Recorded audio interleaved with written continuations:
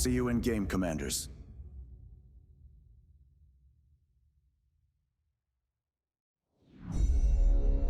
Beyond All Reason fans, welcome to King of the Hill by AllReasonNoLogic.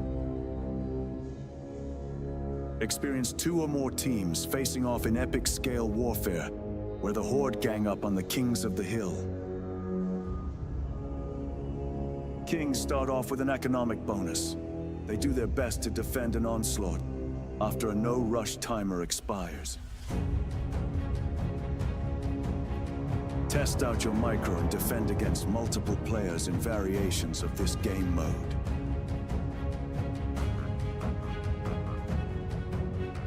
Will be part of the masses. Team up with your allies to topple the throne in a glorious victory.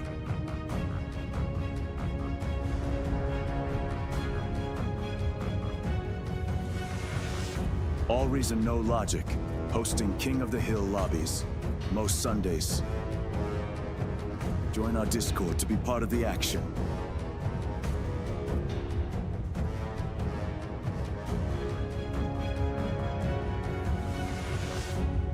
See you in game, Commanders.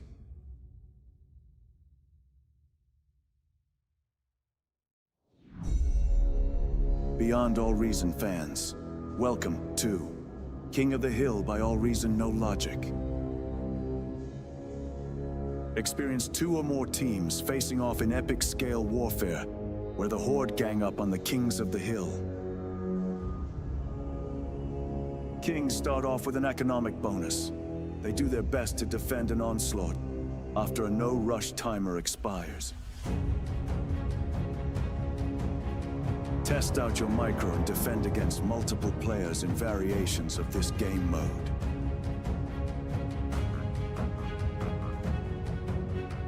Will be part of the masses. Team up with your allies to topple the throne in a glorious victory.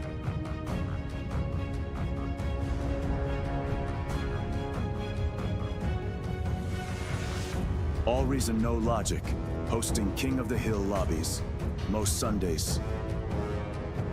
Join our Discord to be part of the action.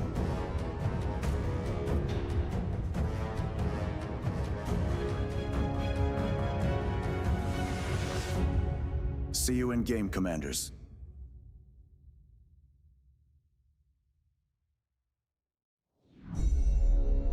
Beyond All Reason fans, welcome to King of the Hill by AllReasonNoLogic. Experience 2 or more teams facing off in epic scale warfare, where the Horde gang up on the Kings of the Hill.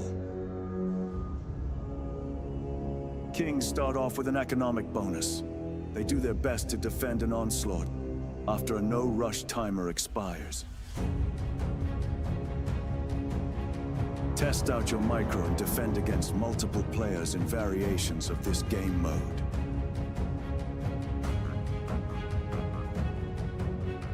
Will be part of the masses. Team up with your allies to topple the throne in a glorious victory.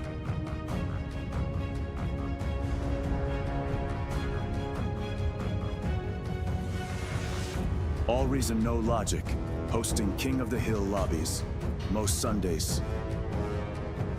Join our Discord to be part of the action.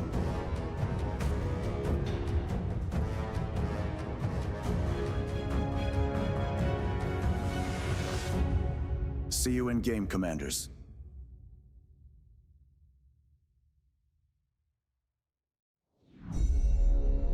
Beyond All Reason fans, welcome to King of the Hill by AllReasonNoLogic.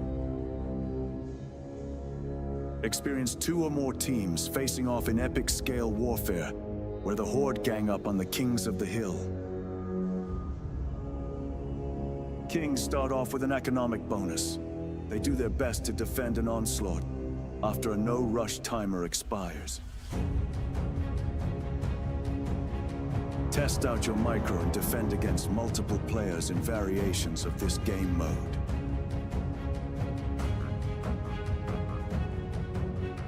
Will be part of the masses.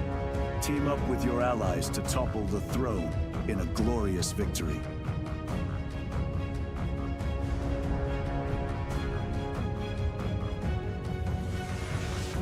All Reason No Logic, hosting King of the Hill lobbies, most Sundays. Join our Discord to be part of the action.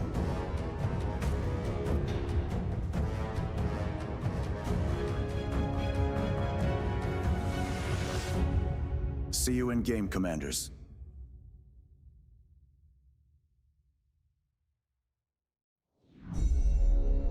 Beyond All Reason fans, welcome to King of the Hill by All Reason No Logic. Experience 2 or more teams facing off in epic scale warfare, where the Horde gang up on the Kings of the Hill. Kings start off with an economic bonus.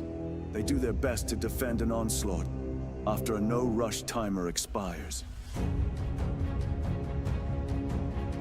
Test out your micro and defend against multiple players in variations of this game mode.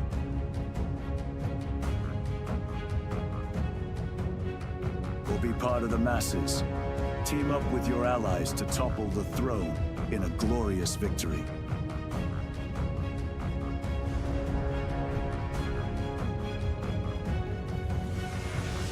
All Reason No Logic, hosting King of the Hill lobbies, most Sundays. Join our Discord to be part of the action.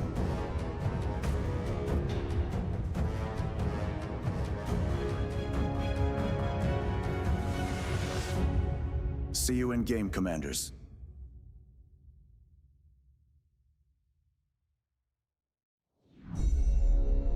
Beyond All Reason fans, welcome to King of the Hill by All Reason No Logic. Experience 2 or more teams facing off in epic scale warfare, where the Horde gang up on the Kings of the Hill. Kings start off with an economic bonus. They do their best to defend an onslaught after a no-rush timer expires. Test out your micro and defend against multiple players in variations of this game mode.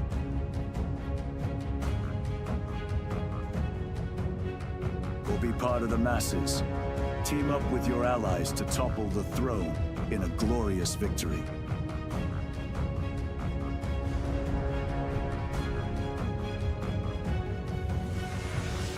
All Reason No Logic, hosting King of the Hill lobbies, most Sundays. Join our Discord to be part of the action.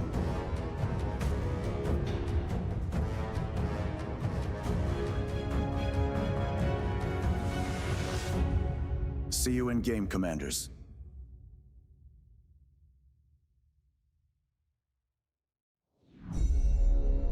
Beyond All Reason fans. OP Rosie. Probably hoping that Platinum Blonde gets in there too. This is as big as it gets. We can't expand it anymore at the moment. I don't have the powers to pull levers. Surely one day the devs will give Praetor the new full moderator abilities. Surely. We're waiting for us to get to 100 Koths.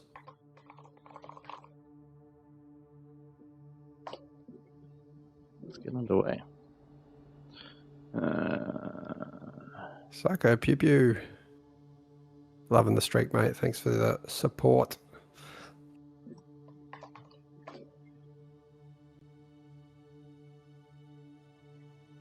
Okay, good to go.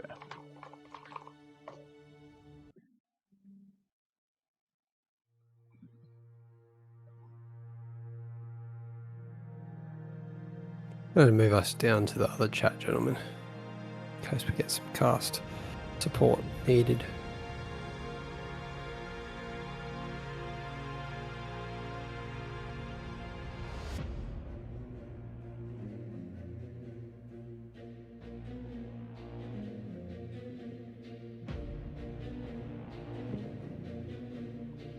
I did not grab my drink bottle. I'll have to do that in between.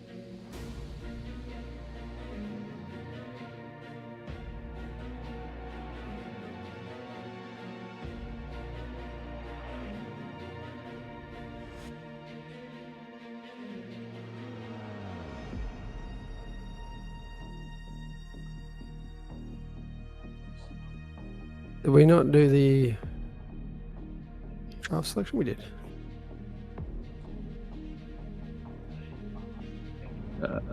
I need to load in fully before I can check anything. Please choose your starting There we location. go.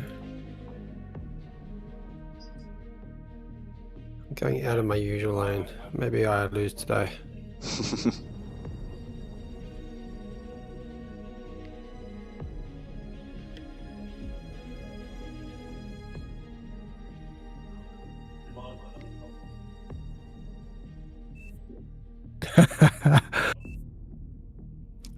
Axel, I love that.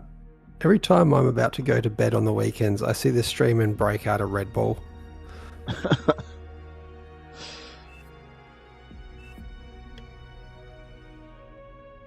It's boss moves right there.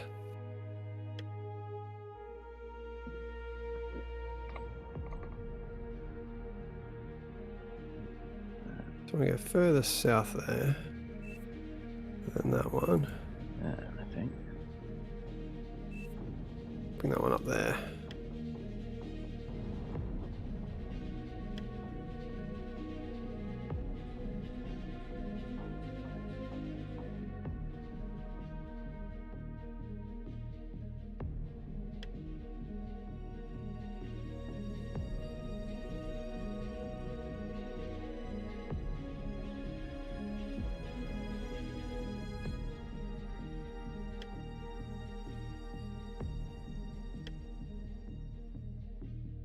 Alright, let's get a scene change and then I can put on some music. I was looking at that screen going, why does that look weird? But it's yours, not mine. That's why it looks different.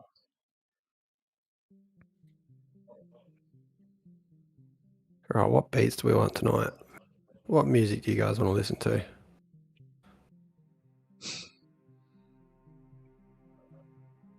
I am not overly fussed. But we are underway at this point. I don't think you get to hear it, Tom, if you're No. in here with me. People in chat, you're going to get a bit of Toto to start with, I think.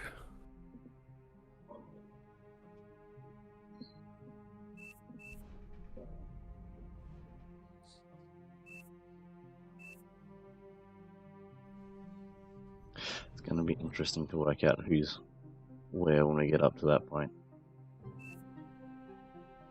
I get the feeling that Good. Welcome everyone to King of the Hill on Claymore. Twig and Tank Tom leading the charge as kings with the usual 5 versus 11, so no expanded lobby as of yet. Some fierce competition around the outside though, with Platinum Blonde and Cookies Mazza leading the charge, along with many familiar names that we know of quite strong with this. Hopefully we'll see some good co-oping around the outside. For anyone who wants to know, Twig is in the bottom right position, just so that you can gang up on him. See how we go. you'll be fine. Exactly. Chilled gaming for me tonight. We've had a long day. Yeah, it's been hot. So, today. Power. we're well into the 40s almost every day this week. Thanks, Ollie. Appreciate the commitment. And apologies if there's if the stream's a little lower energy from a couple of us. It's been a pretty big and hot weekend. I myself am not overly well, and Twig has done himself a disservice by working on his house during the hot weather. Looks like there's quite the wind deficit in this early game. Twig started Yeah, I'm up, happy to go solar. with a very What the fuck is late this? construction turret. So that's going to slow this right the way down. A little trick for those that are here, if that does ever happen, even though it's only around about 1500 energy, you can reclaim some of the shrubs and bushes and things, and it can get you out of a bit of a slump. But that's only sort of in the most extreme of situations. Looking around the map, Potato doing a little bit better, managing to push that wind out that little bit earlier, that little bit more, probably a couple of extras before the lab went down, probably made a pretty big difference. Tank Tom always wind heavy, and that's because wind is a good thing. It just chain reacts and takes up space, which is where it can become a bit of a problem. Looking around the map, we are seeing a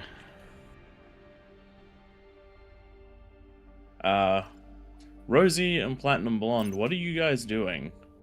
You are co-oping between triangles. This one's supposed to all be happening within triangles, isn't it? Yes. The whole team is wasting energy. Friendly commander self-destructed.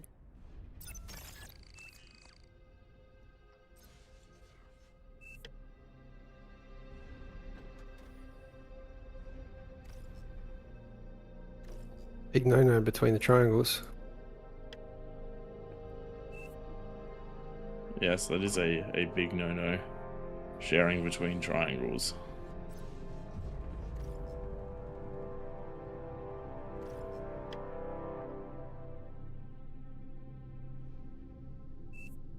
As long as they Friendly stop. commander self-destructed.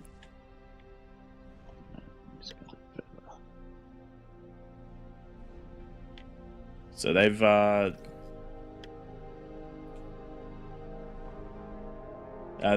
T2 shared between two triangles. Yeah, right. That is definitely a rule break. Maybe state the lanes. They can't attack until the 15-minute mark. Your team reached Tech 2. They can defend.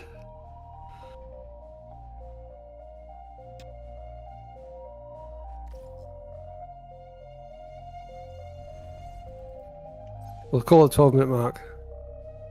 Alright, ladies and gentlemen. So 12-minute mark. So the 12-minute mark for no attacking Duffy and Ollie. That is the ruling. So triangles are completely independent of each other. It means that you cannot share between until you kill your own king.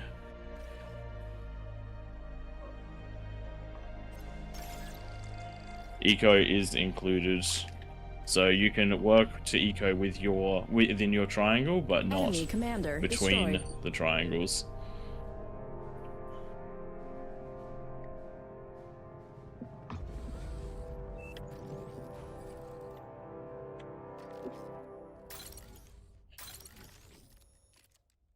This feels like it's been Getting a a bit of a slow start.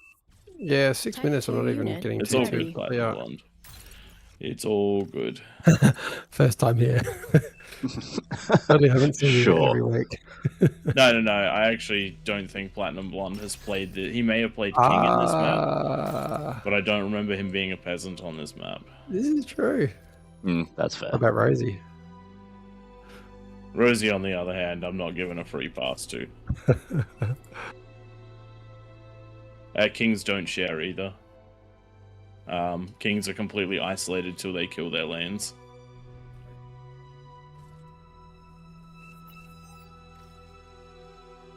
What am I doing?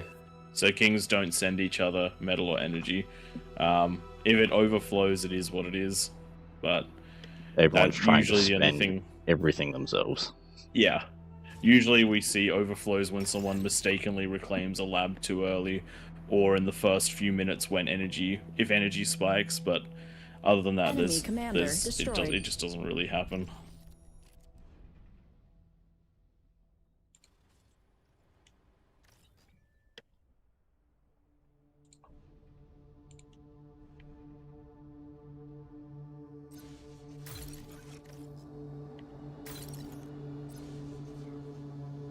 Let's try this out this week. I want to see how it goes. What's going on up here? That looks a little close. Yes, it does look like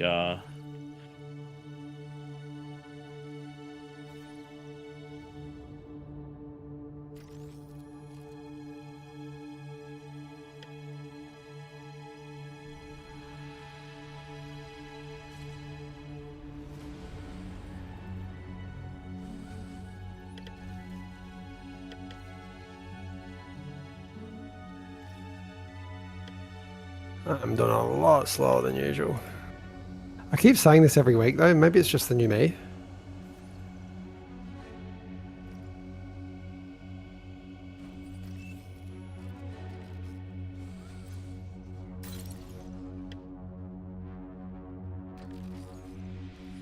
So, Everbush has pushed a little bit too far forward, but I'm going to rule that as not too much of a problem. He's eating the mechs, and I'm just letting the defense line he's already built just exist where it is. Yeah, it's relatively close to where the base is. Is kind of where the units end up at, 10 minutes. Also, looking at the map, he's also missed a mechs around the outside, so it didn't really make a difference. So that's all. We can basically call that a dead heat.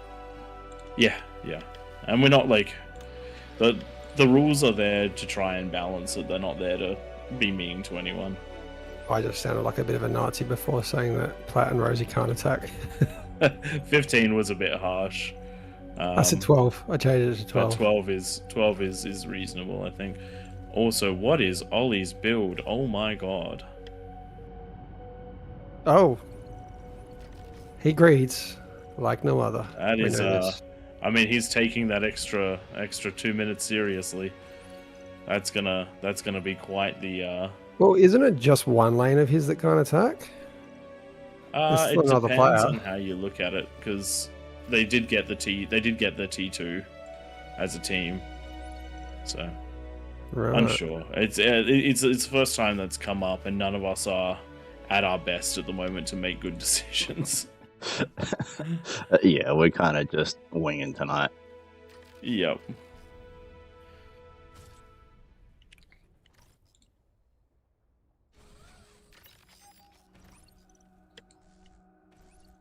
I did hit record at the beginning of this one to try and make it into a YouTube video, but I don't think that it's going to be quite up to par. Alright, 10 minutes has elapsed, and it does look like Twig is getting the first large attack, though I think he's got what he needs to hold this one. Especially with that rattlesnake doing some high fire and damaging his own stuff. Unit lost. Totally. Tank Tom pushing out on his end, going with a classic strategy. Some Fiends backed up by some Sheldons. Fiends giving vision, so he hasn't bothered with the... Oh, I'm getting attacked nicely here. Hasn't bothered with the radar jammers and whatnot. Hang on, we're gonna get a pause. Paused. What's up? Faust is in my base with the commander. Yes, Faust.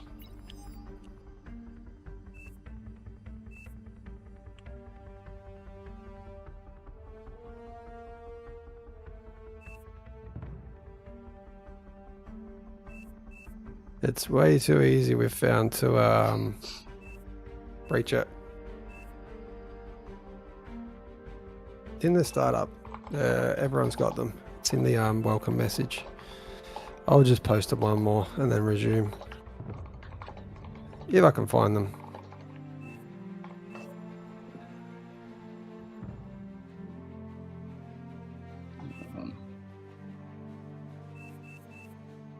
There we go, resuming. Battle resumed. Enemy commander destroyed. Oh, you lost your radar, and that's not bad.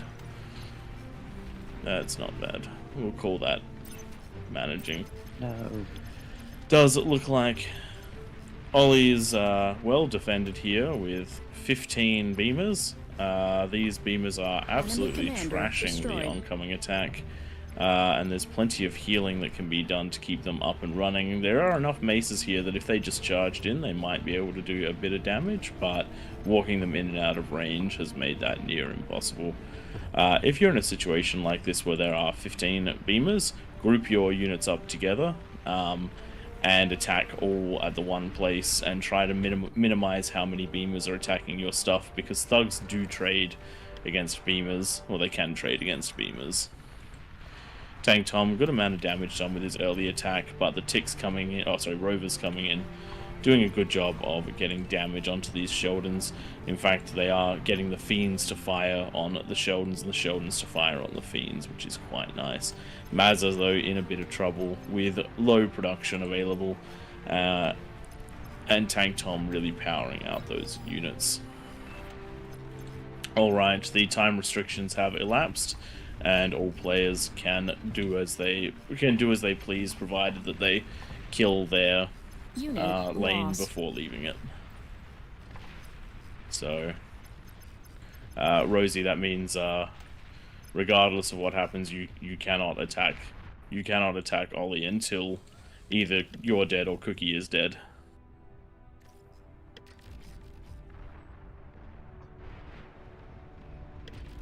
I need me some little boys. Oh god, that's bad. Ah, damn. No. I just threw everything into the comm. You are overflowing metal. Rosie, you are attacking Ollie. You cannot do this.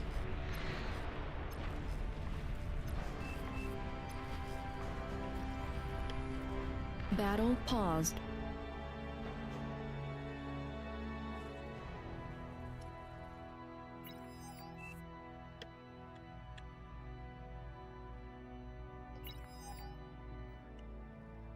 What do we got?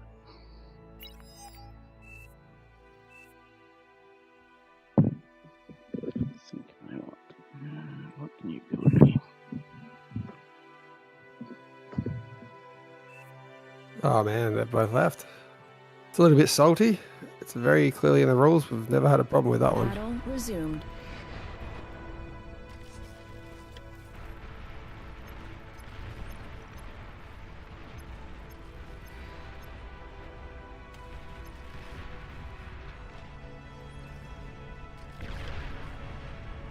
Does look like that is mostly taken care of now. A couple of... There we go. The mammoths have been pulled. It looks like the Arbiter will be in a sec as well.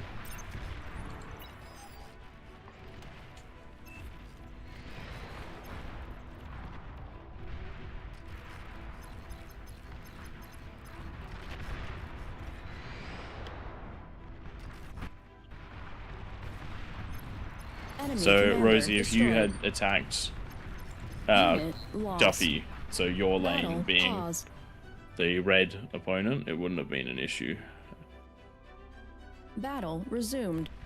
Oh, so they attacked the Queen lanes. Yeah. Yep.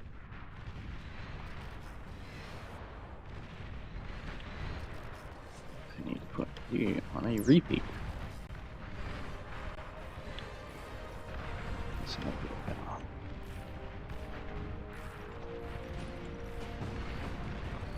Good question, Jin. It depends player to player. When I play, it's around about 25. Someone like Twig is in the 50s, and then you have players like Duffy and Mazza and a few others that breach. They get quite a bit higher than that. Bar's a game that can benefit a lot from high APM, but it has the tools to allow you to Lava level dropping. play with reasonably low APM like I do. It's not as effective, but you can make up for it in ways.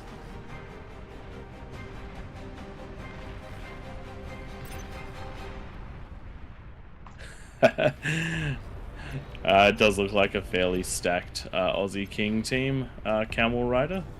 It just so happens that a few of the people that get into the lobby early are Aussies. Myself, Twig, and Tank Tom, who host this, we're all Aussies, so we will swing whichever team is Aussie just by being there. And it's also a reasonable time of night for most of us. It is.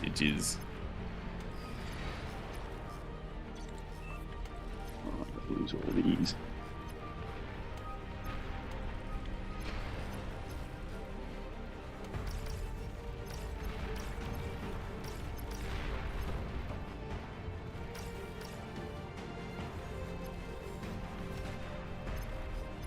Probably should have brought those Whole borders team back. is wasting energy.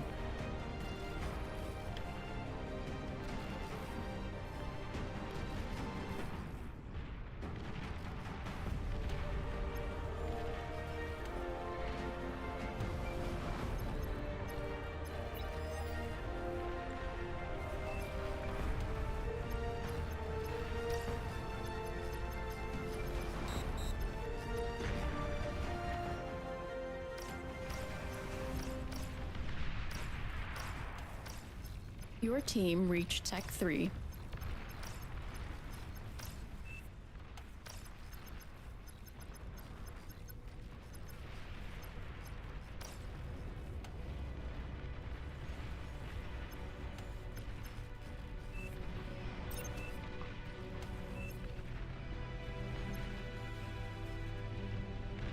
But guys, it does, like, things happen. We need to be better with posting the rules. They do pop up as the welcome message, but we also do need to make sure that we post them. We're just used to the game. Particularly with Claymore, we're used to it being regulars. I apologise, as Prey was saying as well. We're a bit all off tonight. Just absolutely wrecked. A bit. Destroyed. Yeah. I'm barely upright. Twig is still sweating. Tank Tom is in good nick, but what you gonna do? I'm also lying about Tank Top being in good nick. He's just in the best nick out of all. Yeah.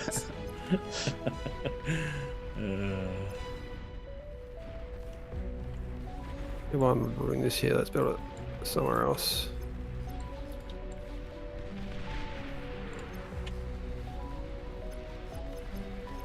You are overflowing metal. I mean, yeah. Look, when the Kings win this one, they do win. They do tend to win it somewhat hard. But when the peasants get rolling, they also tend to do the same. Yeah. Because it's a bunch of because it's a lot of 2v3s and 1 3v2. One. That's a lot of 2v1s and 1 3v1. It can swing pretty hard, and there's no fallen kings. Usually, for the game to balance, you see one king win and one king lose very early on, and then it tends to turn into a nice, enjoyable mess for everyone. Oh shit! Ollie's got spiders on the back of his base going up. Does he? Oh, I mean, there are beamers there, but Aren't they friendly spiders? Yeah, they're mine. I was about to say. That is unfortunate. Though they can still attack ground, right? Let's see. Yeah. Turn his beamers off. You only have to hit the converters. You don't have to worry about the rest of it. It's nice and compact in there. I wouldn't say screw up. I've been beaten going what I thought was a very strong strat. I do believe it was Rakusha and Wanira who absolutely wrecked me with a fat boy at 10 minutes with T1 unit backup and a couple of T2 units. I was not expecting that one. Yeah, Fat Boy at 10 minutes is rough, because if you don't have the things there to already deal with it, it's in your base, or opening space through your base. At which point, yeah, good luck.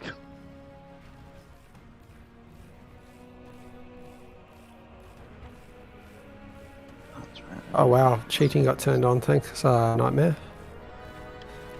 Maybe we're going to give Kaija like a Titan or something. Oh, that's why there's so much stuff coming out of my labs. I was like, I don't have the that map much becomes eco. fully visible. Did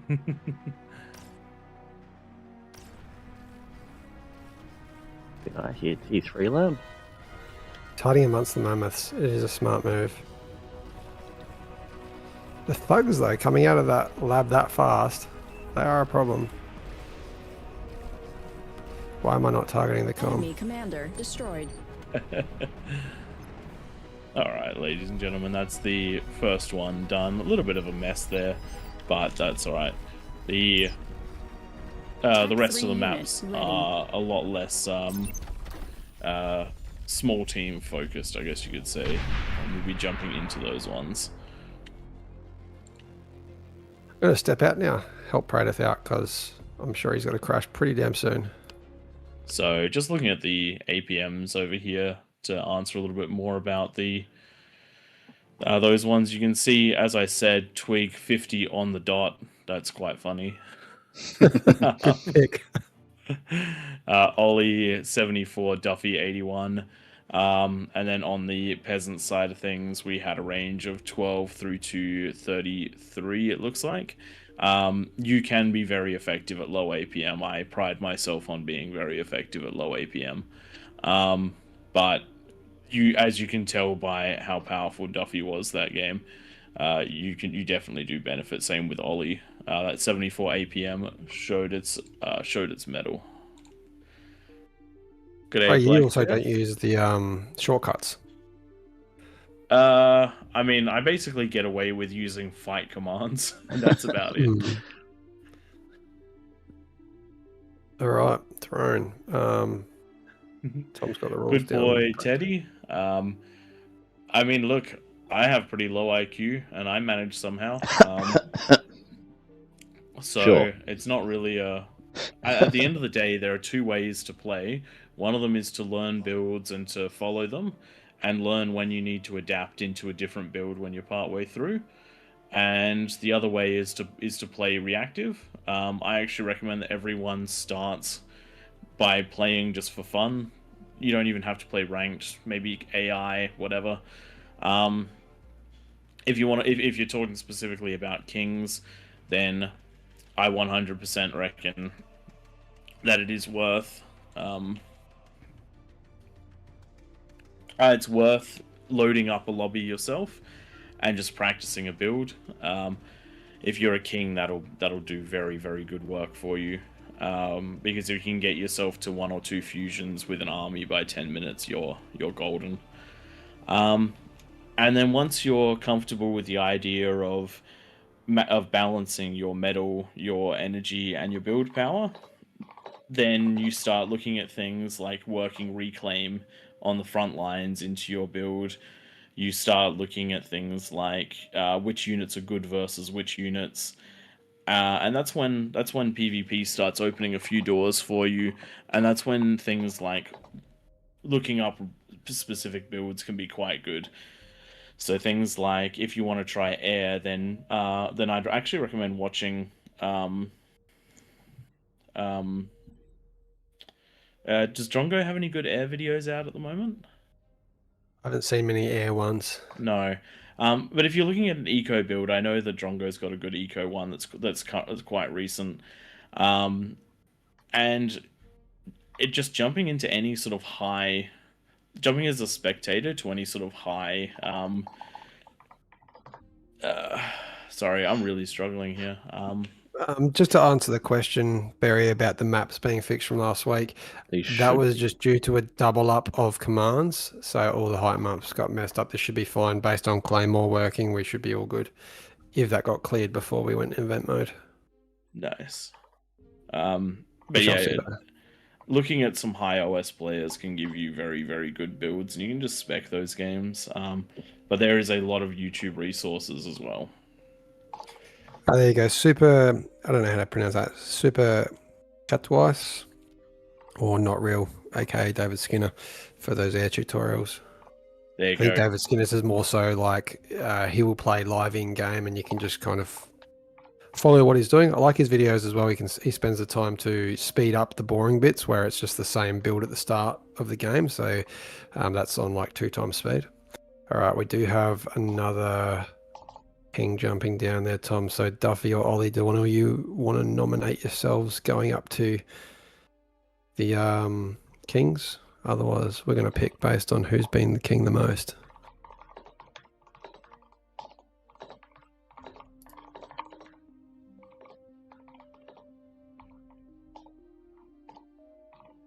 And we might bump this up to 65s. We're up to 50 players. We're going to bump it up to even more than that. Ollie, sorry, mate. Trotsky's jumped down as well. Both of you are out. That makes it easy. Add bonus. Everyone gets a fair go. In the process of going through fixing all the IDs at the moment.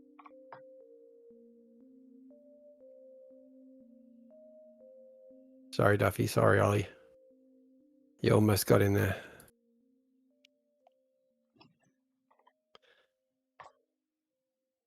No more kings, though. We have enough. 7 kings. And that's 7 new ones right there.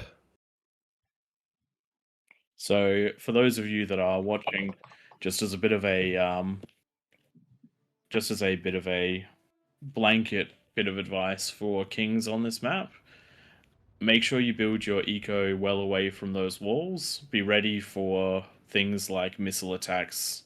So shields are useful against vanguards, they're not so useful against catapults. And defenses for spiders, always a good idea. If the kings don't control the middle level, they will have a really rough time. So peasants, you should try and make it a goal to control that as much as you can. Kings, you should try and make it a goal to push out as quickly as you can. Extra space, extra safety, it's always a good time. Good day, Mr. Nappy. Thanks for joining us. We are going into Australia Day a little underpowered, but that is all okay. Just had a lot to do this weekend and a lot of bad weather for it. But we're here, and we're gonna try and make sure that everyone has a good time. Alright, IDs are looking good. Is the rest of the lobby looking alright? Nah, so Platt and Rosie, you guys like to go together, so do you want to jump in next game? Because we got Geeds down there. I think Geeds was there before Platinum, but not before Rosie, or the other way around. So I'm going to throw them a bonus. Unless you guys want to split up, let us know.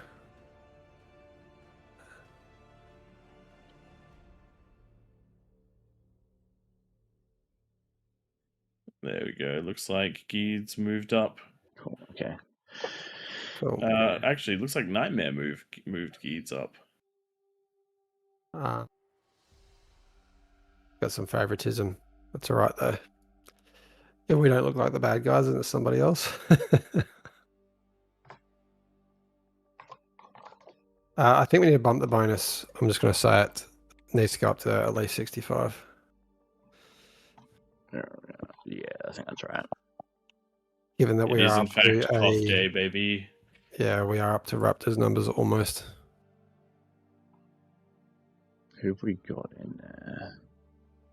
It is a strong Kings, though. Potentially a couple of new players, which can make it rough. Can. I only see one new player.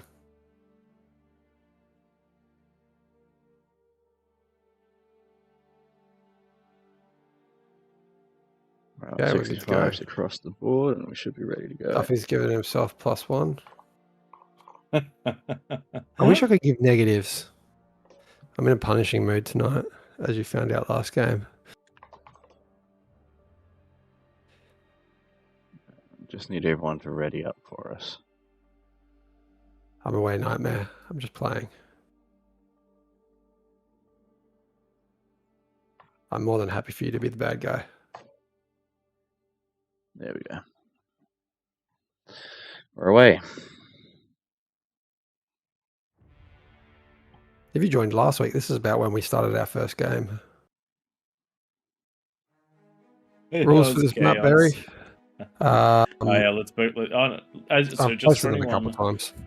anyone looking on stream, you can actually see just over here, the coordinator does post those rules. But we'll post those in chat just as well.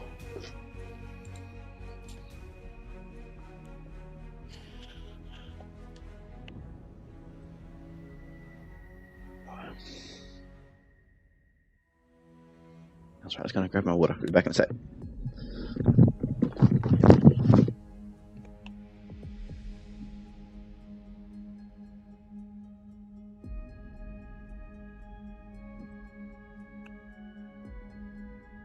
Maxi, I don't think we have tried the bonus starting resources, but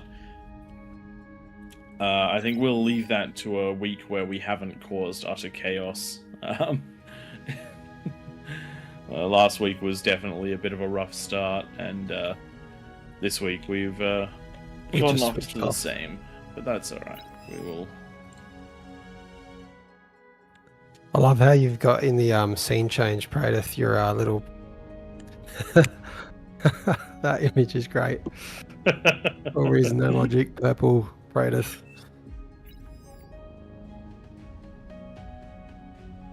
I need one where I'm like crawling along the ground to my computer to get there in time after a day's work. Yes, I don't think this year's actually like we all had a bit of a break at the over Christmas, but I don't think that's done us any good. I think it's made everything busier. I definitely worked harder over the Christmas break than I did during the year, I feel. Yep.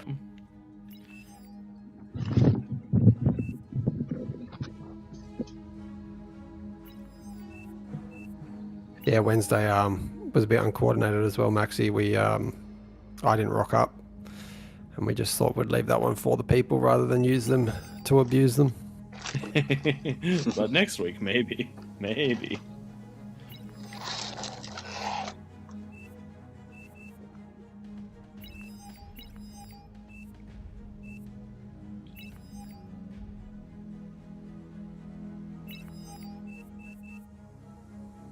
I trust that the missile units got turned off and the tremor.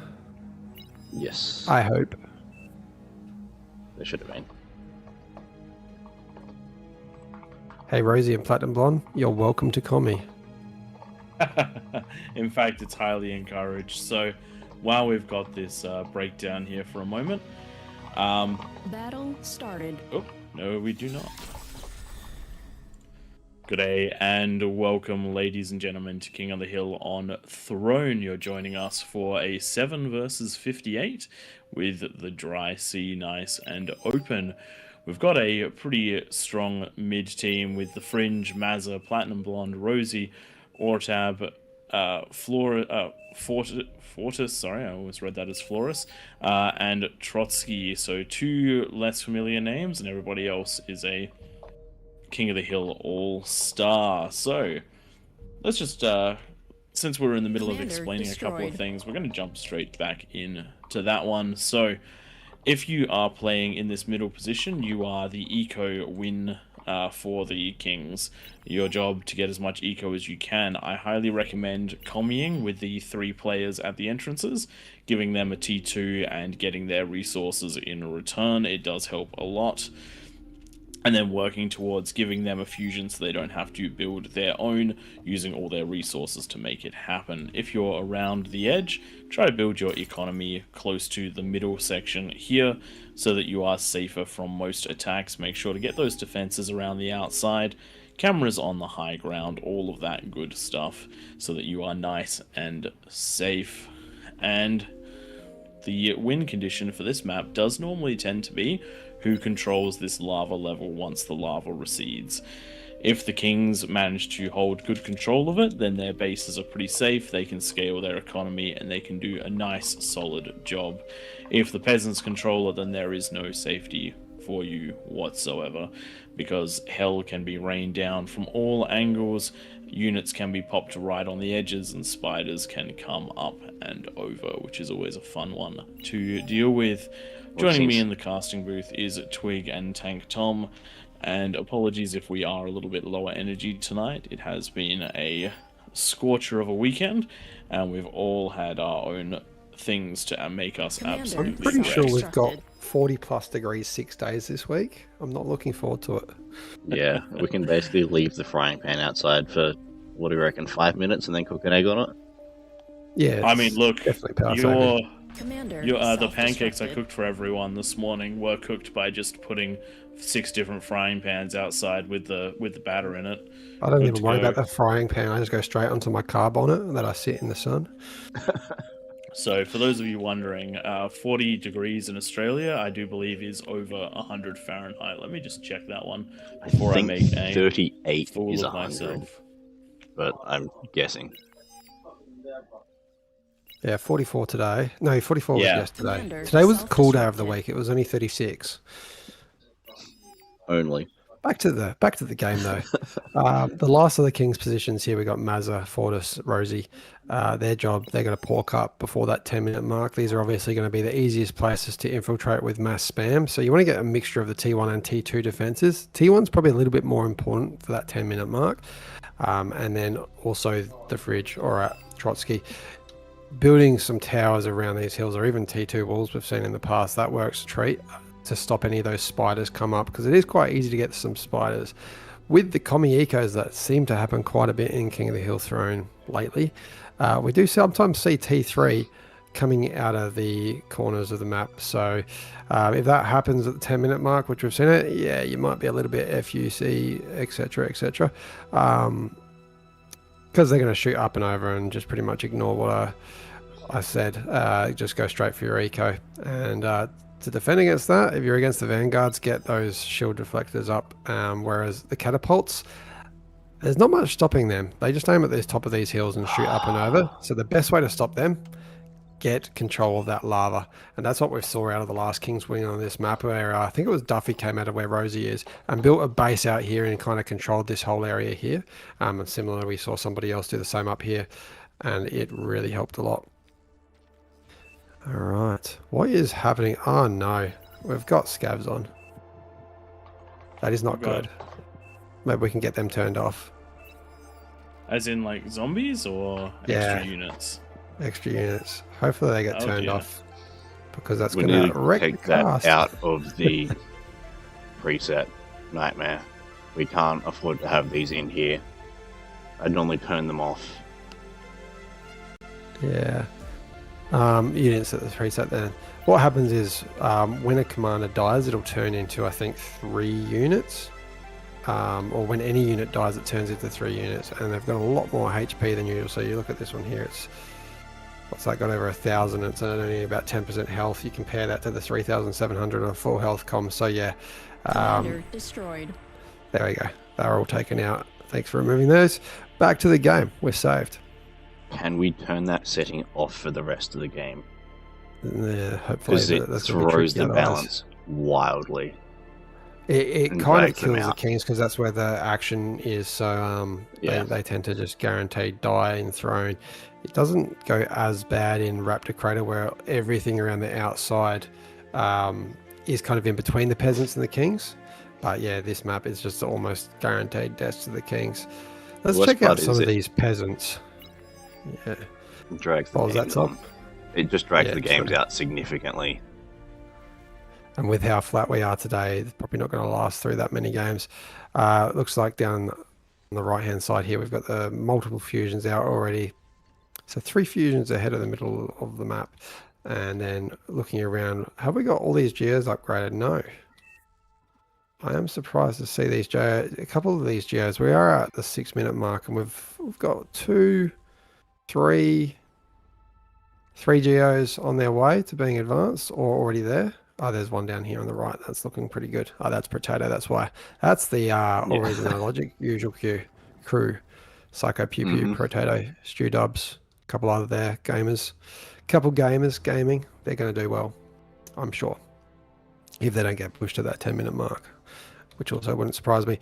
Now, what is different about this map than what you might have seen, apart from the lava, and it's completely changed from the standard Throne, people that haven't seen this before, is there is no water around the outside of the map. That means that there are quite a few commanders that are going to do the slow scale, Commander kind of like that self-destructed. Greenfields map with no mixes. Just going into the win conversions, one of the best tactics is just build a T1 lab, punch out 5 constructors, reclaim the lab, and spend all that metal on T1 eco, and then with your neighbors coming into a T2 and share that out, try and work on that first fusion, and then etc, etc. You know the deal. What that means for the Kings is come around the 20-minute mark, those corners are going to start coming online in a big way. So you've kind of got that time limit of breaking through the first encircling layer of peasants to get out there. Otherwise, yeah, could be problems for you, Kings. One of the interesting things is if you divert resources too early to clearing up the dry sea, you will completely reset them because they'll have nothing to defend. But it means you won't be suppressing the main front line of the peasants, which allows them to scale their eco harder. So it's one of those hard decisions of when do you send units to the dry sea. If you Too late and they'll be online, too early and you won't have the power to defeat the peasants that are commieing on the front. To make it worthwhile, you essentially have to have killed the peasants in that sort of quadrant. So if you do something like punch out, take out one of the geo spots, take out those peasants there, and you have a couple of units left, throw them out into the sea, see what happens. They might chain react to wind Commander farm. But self-destructed. actively getting out there in the first 5 minutes or so isn't necessarily your highest priority. It's clearing out. Well, step one for the Kings is maintain that middle tier, having control of that. Step two is getting out and killing basically a lot of the eco spots, because that's where most of the economy is going to be centered, in and around those sectors, and then punching on out from there once you can. One of the other things to bear in mind if you are on that dry sea, you need to be ready to transition to units at a moment's notice, because if the players in front of you start falling, even a small amount of tick spam can swing the tide back in your favor. And if you don't do that, then the players that are keeping you alive will disappear rather quickly. So it's a bit of a balancing game. You want to keep that eco going because you have so little of it, but if there's nothing in front of you, you're in trouble. Yeah. Let's look in the middle of the map with only 30 seconds left, and the Kings are looking very healthy economically while speaking. Rosie actually having more fusions up than even the eco player and going into plenty of units, so that's going to be looking quite healthy. What's a concern for me is we've got two bases with no defenses around them. Two of these wings, couple spiders over this. There's one rattlesnake in this corner here, and then the other one, not one unit whatsoever. Focusing on units though, Trotsky is, which is going to go really well for pushing out early, given that they're only against T1s. A couple of T2s actually, I lie there. And there goes the lava. Are these guys going to be able to hold off that first attack? We shall shortly see. Looking at it does look like we've got a strong left hook coming. Maxi is going to see what they can get done, and with the defenses being in the middling sort of range, there is some possibility here. But early attacks on this map are usually best served at containing as compared to trying to destroy outright. Holy moly there as well. A couple of ticks actually got into Rosie's base very briefly, but let's have a look at, I don't want to miss over on the left on Trotsky's lane. This is what we were talking about. That's what, some 5 spiders that are making their way up and in. This is why the defenses around the base are so critical. Good switch over to the Tigers there. Side, some players have somewhat forgotten that the small units can traverse those hills in a few places, but a com and a bull plenty to take it out. So back to those spiders. Oh god, a commander. What killed that? Caught out just there, was it? Oh, maybe. I did miss that. There are even sharpshooters there. I wonder what got that. I think it might have been some small units and then splash damage from the Fat Boy. It was a commander coming out of... yeah, it was commander coming out of the peasants trying to sneak up there into the base. You can see it is blue. So that was the sharpshooters that would have taken them out as soon as it touched on one of the king units. Com does a great job of blowing a hole in the defenses. Ooh. Good push out of spiders on the right. Oh, right. Actually, taking out a commander on the top right of the screen. Looking for that geo, but going to be cleaned up there. That's some termites for you. It's not even the usual recluse. We see these guys have a lot more health, so they take a while to go down. You can even see the Fat Boy hitting it there. It doesn't get it quite, but it does finally go down. Have we got T3 anywhere? We've got some T3 looking eco out of some of these corners. Ooh, more spiders coming up on this left-hand side here. Oh, and these ones are the termites. If they find the fusions, that is a big problem for Trotsky. And I think they might. They've seen it. Find them, but they won't blow them. No. That wind farm was enough to soak enough damage that they didn't get to the fusions. He's rebuilding a couple of mexes that he's lost at this stage, and the build power. But thankfully his fusions are still up and running, so his economy is in a healthy position still. The one improvement I'd suggest for this rebuild is put some spacing in between those construction turrets, so if there are more spiders that come up and over, they're not going to pop them all at once. Just having a look on this right-hand side, Catapult's been rather oppressive, but it's been pushed back by these rattlesnakes. Rattlesnakes have a good range of 1380 compared to the range of a Catapult of 1350. Which means that it's only going to be the Catapult's overfire which manages to hit a rattlesnake, so really good defensive idea just here, and it's forced that Catapult to start wandering its way up. Hopefully it'll start being used to whittle down some of the defenses over there, because Rosie is getting out the vanguards, and once we start seeing those in large numbers, they're going to be able to really push back some of these defenses. Really good pressure being put on by the peasants to keep the Kings contained. Controlling that second level is very powerful. It means that you can I tell mash you, your units without the kings necessarily knowing exactly what's arriving until it's on the doorstep. And when it arrives on your doorstep, you don't have long to deal with it. If you don't already have what you need there, then there's a good chance that it will succeed in, if not pushing all the way through, doing some serious damage. The great thing on the fringes base is that these rattlesnakes are keeping the catapults back. So the catapults, they are used to abuse by hitting the ridges here, but they're already on their downward arc by the time they're hitting there, so they're not actually getting that much range. If they were to stand right next to the edge of the cliff and shoot up and over, they're going to get a lot more range on the overfire. So really nice use of those rattlesnakes to keep them away. Maybe that's something that needs to be thought of more. Some ticks trying to push in on the southern lane, surrounding on that SAR and taking it out. Oh, that Tsar got a big shot off before it went down, though. Basically cleaning that attack up. Tsars are quite strong against T1 units. That flame turret put in a whole lot of work there too. Let's have a look. Can we see how many kills? 20 kills between the two remaining flame turrets. And unfortunately, we cannot see the number of kills on that Tsar, but it is getting rezzed, so it does have a second lease at life. I did hear an update about it retaining its That would veterancy. be really cool if it does. Let's keep an eye on that. I'd love to see if that actually tells you how many kills it's got still. Terrifying if they retain their veterancy upon being rezzed. That would be quite cool. Quite cool indeed. Quickly zooming out. Does look like Rosie's feeling confident enough to push out with the vanguards right now. They're just about to reach out of the smugglers. Would love to with see the Razorbacks in front. We might see the first broken players here, so I hope the commanders are getting in position and going on invisible. You can see Gamer NL not invisible, so going to go down pretty damn quickly. And that Tsar is back. It does have its veterancy. It does not say its kills though, so the kills are lost. Interesting. I don't mind this mix of Razorbacks with vanguards firing over the top with some ticks flowing through for vision. Ticks are only just making it to the front line now, but that is a fairly potent combo.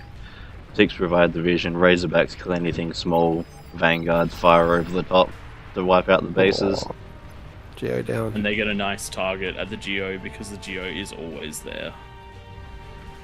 These Kargis can do quite well against Razorbacks, but they have to be microed continuously to be kept on the range of these. And going down, you can see here. So these next Razorbacks are probably going to find those APHIS, and that's going to spell a sad day for the AllReasonNoLogic regulars. A couple of them being pulled back. When the Kings start marching like this in one direction, they basically feel somewhat unstoppable, and this is where the rest of the team has to put on huge amounts of pressure to the Kings, because this is the point where the T3 is out of the base, it's on the march, and it's going to keep getting reinforced. But if you manage to do enough damage to the Kings, they will be forced to pull back or lose. So this is where the tug of war starts to happen, because the Kings have the power here as one big punch, but the peasants have the ability to win the game before this one big punch can actually do enough damage to swing it in their favor. Destroyed. Not enough commanders reacting. This stuff's going to keep moving around. You want to get these guys on invisible and get as many D-guns out as possible. Commander. Also ideal if you have the ability to get one of those jamming devices on the back of the commander, so it can sit there quietly until they get close enough. And we're going to see spam coming now to start defending against this. If these front Razorbacks can be taken out, your spam's going to do really well against the vanguards. I Just do bear like in mind, seeing everything that is Commander here destroyed. can be beaten cost effectively with ticks. Yep. Ticks metal for metal will beat Razorbacks. Commander Ticks metal for destroyed. metal are one of the best counters to vanguards. and they've only got their Commander destroyed. ticks flowing through from one side. If you can get into the backside of those vanguards, they'll essentially be sitting ducks.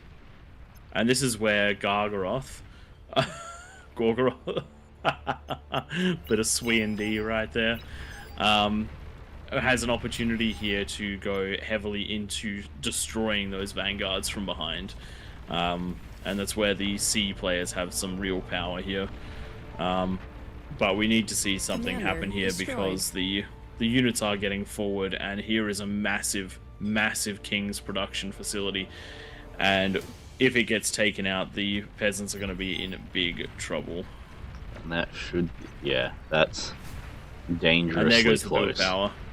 And this And is that's why all breaks in gonna build chain power are react. so important. Commander destroyed. Well, this is not good for the peasants. That last king there, that last commander really needs to go invisible right now. And LT is not going to stop. You can just see one Vanguard shot, one shots it. At this point, going you just invisible, need Commander volumes of destroyed. T1 units to throw at them. Yeah, Incredibly but it good does. vision there out of the Kings. I don't Commander actually see what the destroyed. Kings could see that commander with. Perfectly pinged by Rosie. No radars though in this area. They've gonna have to probably watch that one got on the vision replay. off Ticks. ticks and things. Ticks maybe they picked that up. I don't think the Ticks had radar because no Jumping up to the top half of the map, Akagi push out from Oratab is going straight into the back lines, so it's punched through one of these bases and it's getting out into the dry sea. I actually think this is quite a good time to get into the dry sea because you've got a massive T3 force that feels unstoppable, sweeping through all of the through the frontline players. And it's And now just it's time to make before sure. those players are likely to be Backline. coming online. At this stage, they might throw some T1 at you, but they're still likely building heavily. So if you can get out and wipe them now, there's unlikely to be much resistance, but if you leave it another 5 minutes, then it's going to start to become a difficult push. That it is. Commander destroyed. And you can see on this bottom right side, they've started splitting up those units, so rather than just rolling that sort of lower tier, they're also getting out into that dry sea. Commander And they are some destroyed. Will be big weak somewhat palms. hard I to just change want that to point. dry sea. I want to point out in the top section here where the peasants are still in good form. This is the result probably of Trotsky's base being heavily pushed, meaning that they can't get out that much. So if this happened in every Destroyed. position where there was some sort of breach, Destroyed. there was damage done, it really has a lasting effect. You can see there, only on 3 fusions and playing very defensively. That's because they have to, because they lost that early eco and a lot of the build powder. So it's meant that these peasants have been able to continuously harass and stay Commander right here. destroyed. If only these catapults and Shivas Commander could destroyed. find Fortress's commander there. Commander That's a destroyed. nice spot to die right in amongst all the defenses. For a catapult versus catapult there. So probably the last area that the peasants really have a chance of coming into this one. But there is a Good use lot of of the T3 wrapping around catapult the map. on that bottom left side from Rob the Madman. Commander destroyed. That's just getting over the top of the hill and getting those. The problem is that the economy has been built in a decent enough position that it's not doing the damage where it needs to. Now, There's no longer a lab there though, which makes me feel like it's at least done a bit of work. still, they're going to have to punch through what looks to be about 20 vanguards for it to make a big difference, and with the economies to scale right now, I'm not seeing that happening. We still have a lot of the players out in the dry sea, Commander going into destroyed. either economy or defenses. You know what beats this? If you Spam need- beats this. It does. It really There's does. no razors here. The razors are on their way down, but if there was a reaction early enough out of all these players, rather than, you can still see going into T3, going into sharpshooters, we've got an APHIS coming up, 2 APHISes coming up. If all players in this corner went into spam, that would have cleaned up all of those vanguards pretty quickly, I reckon. And that's one of the things to bear in mind. If you're in the dry sea, if you're building things like bulwarks, it means that Commander you've got bigger destroyed. problems. Because you're never going to survive alone in the corner with bulwarks. You're just going to delay the inevitable. One of the things to bear in mind to win this one is how much you need to play as a team. Sometimes it is actually okay to sacrifice your own base in order to get early ticks to try and slow a push down. In these But game it does modes, look like the Destroyed. Kings have now pulled firmly ahead, because with this big T3 force on the front line, they were able to eco nicely in the background.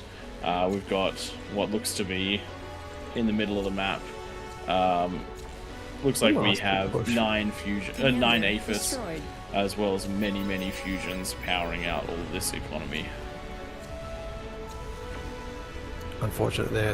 About 1,000 ticks just rushing into that top and did not make it up the ramp. The banishes on repeat fire there, just a big explosion radius. Man, this Vanguard and Razorback ball, it's just not getting stopped, is it? I think it was. Here. No one building units. Where's the units, people? Eco Simulator. And that's the thing. Sometimes you look at a T3 force and you think you need T3 to beat it, but you need more T3 than your opponent in order to beat T3. If you can throw more units at them than they have, yes, the bigger units will take out more as they go Spam down. and snipers, But essentially, is what you need to defeat the Razorbacks, and then spam is what you need to defeat the Vanguards. A good answer to any push is volume of units. Commander destroyed. Start with making more units, and then get around to making bigger units once you can afford it. But Commander start with destroyed. whatever you can make and make as many as you possibly can.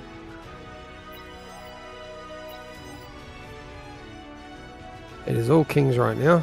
They've now pushed out of every location. Just a bit of spam coming in this top lane here. A few Shivas trying to do a bit of damage, but I don't think they're going to get there with all that defense, especially with Persecutors and whatnot around everywhere. They're just going to ping them off slowly. These Razorbacks, though, they're just going to, I think, take out the last big eco in the game. Actually, there is still quite a big one up the top right. But at 50% in favor of the Kings, this is a pendulum that's going to keep swinging further and further. And now that's actually at the stage as well where the Kings almost have enough units out that even if their base did have a critical explosion, they're probably going to be able to sustain their army Commander long enough destroyed. to essentially wipe out most of these peasants to the point where that they'll be able to rebuild, res, probably even better. That option. group of Vanguards on the bottom left, between them have about 415 kills. Yeah. Yeah. And it'll only keep going up because they've just been allowed to fester. Commander destroyed. And look We at did these see a colours here. spider You've got attack. pink. Sorry, you got pink Razorbacks. You've got Rosie's Vanguards, and then you've got the spam out of Mazza, and then separately more different spam out of, I can't even see who that is.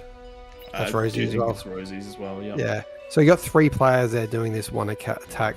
This is where the peasants, some of them could have gone into the spam, some of them could have gone into the sharpshooters that Praetus was speaking about. The composition's really what does the damage.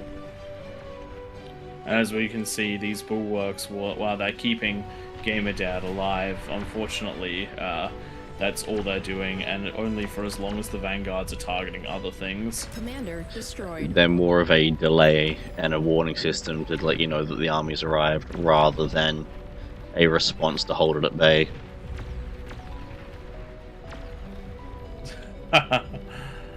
Commander destroyed. The Fringe getting in position for a victory lap.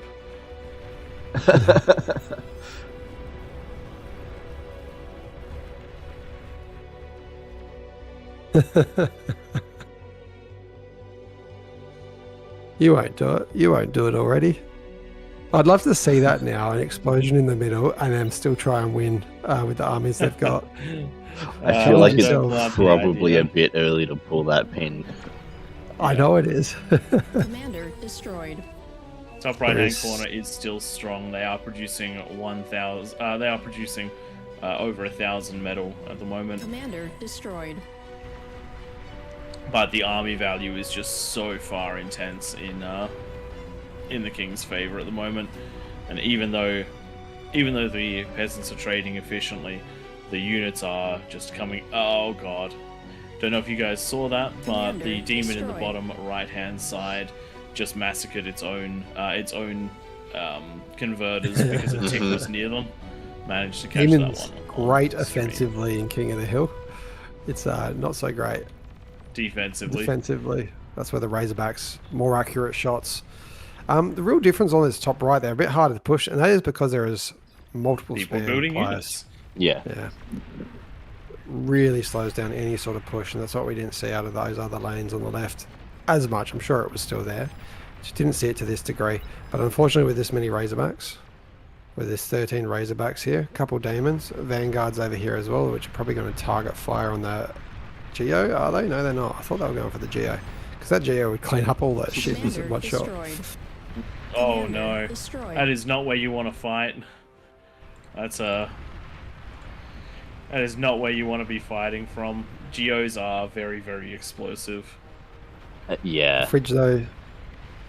I think they are like aiming for it, but the Shivas are blocking. Are they body blocking? It is would getting appear hurt. so, I reckon but one that's- more shot. There you go. Commander This is how destroyed. dangerous advanced Geos are. That should have been a Cerberus, and then this would all get shut down. After you get your advanced Geo up, convert it to a converter, a Cerberus, once you're at the aphis stage of the game. Yep, because that thing is a target. Yeah. Gamer Dad, no. Gamer Dad has seeded his remaining bulwarks.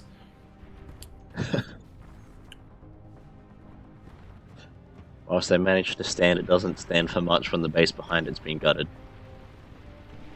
It's been a decisive King game. Apart from Commander Trotsky losing that destroyed. base early on, really no real breaches. There was a bit of damage done out of the ARNL guys on that right with the catapult early on. Unfortunately, though, for them, the Fridge experienced King player building that Commander eco right back destroyed. out of the way. Here's And the it does final look march. like, interestingly enough, it looks like the bottom right-hand side might be the last surviving peasant kingdom. Invisible Trolls does have quite the force there, Razorbacks. Commander All resurrected destroyed. as well. Look at those little halos. Impressive. Sharpshooter is not going to be the right unit to stop the Commander spam. destroyed. You can hear them shooting away, but those Razorbacks will stop anything getting through. There is not enough here to come back though. This is just a cleanup crew. This is them having fun. Liz getting a D gun off. That commander's not dying just today. Maybe this afternoon. Maybe in 10 seconds. Commander I was going to say destroyed. 10 seconds, that's goes. ambitious.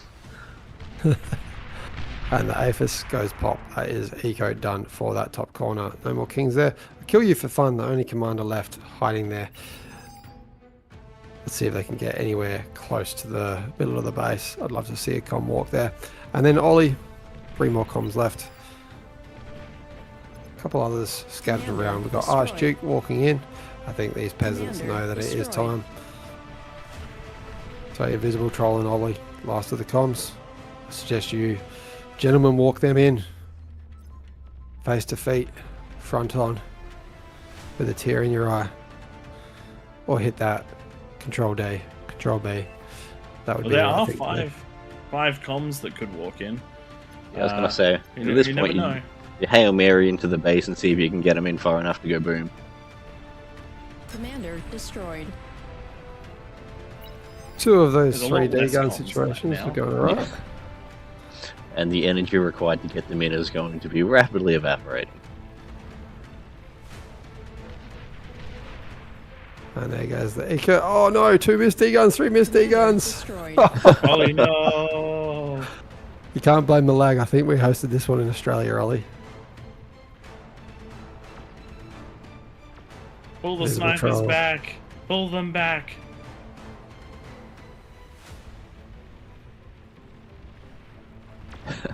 Alright, where's the Fridge's commander? Why has it moved? I'm not happy with this. Where are they? Well, this is a nice opening into this base. You funnel your way through the walls, and then find the comms. Commander destroyed. Commander destroyed. It's not a bad base Last layout, though. comm for the peasants.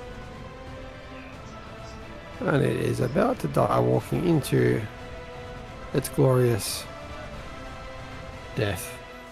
Commander destroyed. And that's it. Kings take it out. Commander destroyed. Nicely done, Kings. And they did it with just the usual bonus, no extra. With that many peasants as well, there was a lot more peasants in this one. So well done, Kings. The power of units. Yeah, that early aggression, getting out establishing a force, not losing it, and being able to roll through with little response is always going to be a deadly combination. It works. Surprise, surprise. The crazy thing is that the peasants, I do believe it was Duffy, was actually on track to exceed the kings as far as energy produced, but because of that double stacking where you get the 60% energy produced and the 60% metal, falling behind in the metal side of things, and unfortunately just not able to get those units out to defend there, and too few bits of help to stop that T3 attack. And once the numbers were up, they were going to start rolling in a big way. So really nicely done by the kings just there. We don't see that many wins by the kings on throne, but when we do, they're from powerful attacks just like that one. All right, Tom's going to set you guys up with Raptor Crater. And I am going to leave this in Twig and Tank Tom's capable hands. If you want to keep watching on their streams, Twig, where are you streaming? On Twitch, and Tom's on YouTube. Yeah. I've got music over on Twitch. That's why we've separated it, so I can keep the VOD file clean. So Yeah. If we can get raid from the AllReasonNoLogic over to the... Sorry, from the official over to the AllReasonNoLogic, that would be greatly appreciated, either Flow or Nightmare. And that's going to be me out. Thanks, everyone, for bearing with me. And hey, thanks for coming when you're so ill.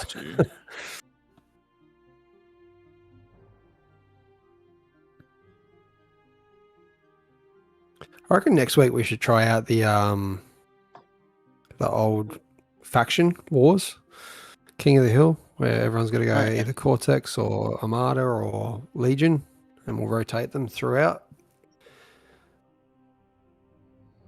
How many players we got? Let's go with 70s.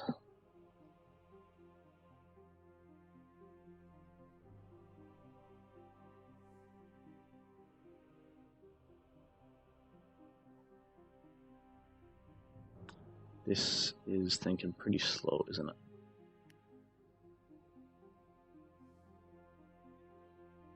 it? T2 will be. Thanks for the raid there, either Nightmare or Flow, whoever did that. I'm assuming that was Nightmare, given Flow's got those Zeds going on.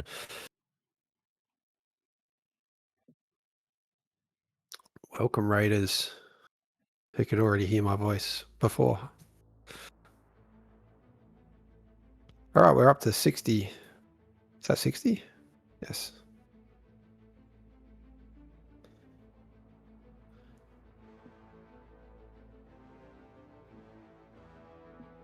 The Raptor Crater default bonus. When you're getting up to like the 70s, we go up to 75-ish. But we're going to match the number of peasants plus some. So we'll cap it at 70. If anyone wants to jump down, we have 9 spots available as a king. Test out your APM. And even if you see it full, feel free to jump down there. If somebody has already had a go at king, you will get priority.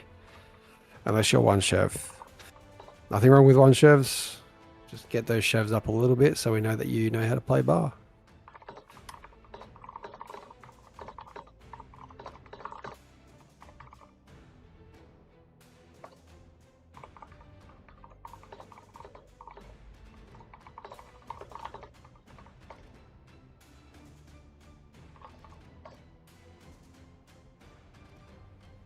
For those asking about rules for this one, there's not too many rules. It's basically defenses aren't to shoot past essentially where the lava sits. So as a king, you can't shoot up onto the top of the hills.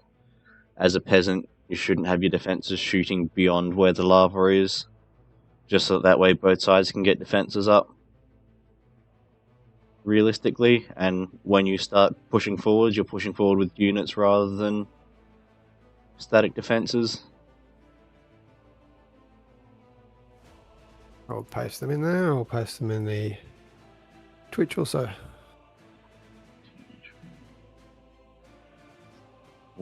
looking good for IDs and everything there. Lovely to hear. Guys, if you want a song request as well, you can suggest it in the song suggestion. Just use those, what are they called? Channel points? Alrighty. Let me add these bonuses and we should be... Thanks for the follow, Mr. Memes. Is that Ljubljana? That's kind of like that Slovenian town, their capital. So what are those meant to say? Or is it a whole bunch of just random letters?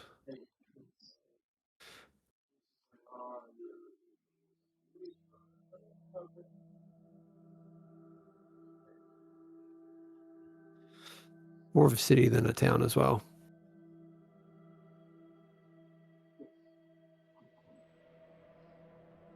Alrighty. Don't have any loose bonuses. Yes, we do. Get rid of that one.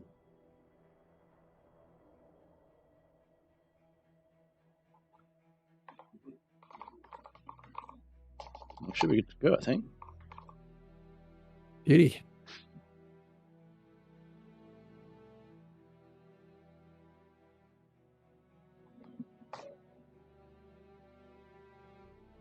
All right, ready up. What are you doing?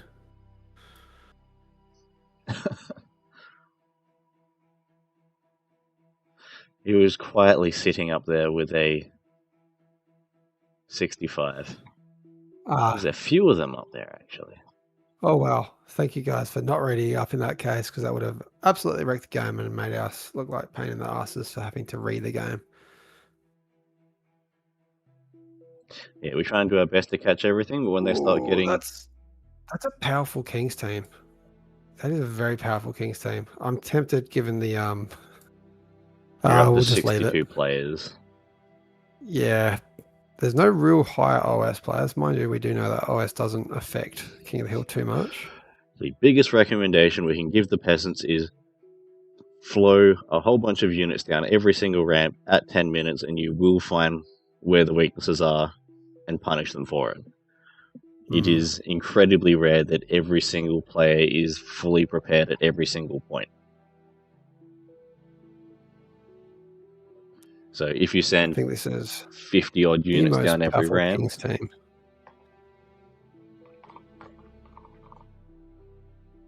then you should be good to go. And we're off. All right, peasants. I hope you build units, because this Kings team is probably the highest experience we've seen.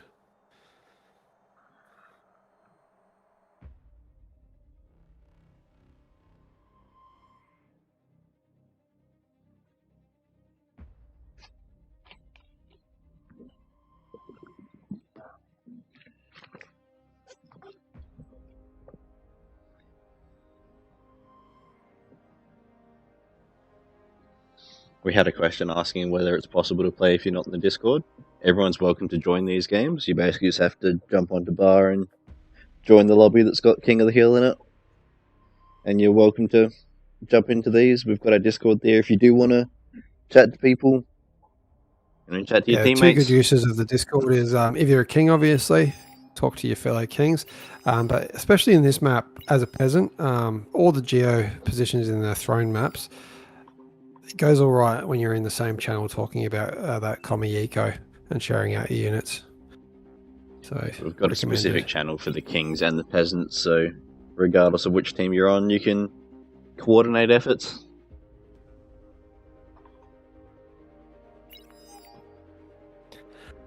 Stuart Williamson. This song always makes me think of Malcolm in the Middle. Is that the scene where got the dad's name? He's like on the roller skates doing his routine. Does my memory serve me correctly?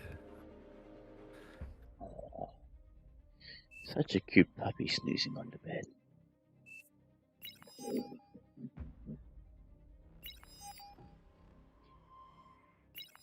It was Hal, wasn't it? The dad's name? Yeah, Hal. I heard that when he did that scene, he like there was no stunt doubles. He actually like profusely practiced and practiced until he learned how to do that routine. That's some dedication towards your profession.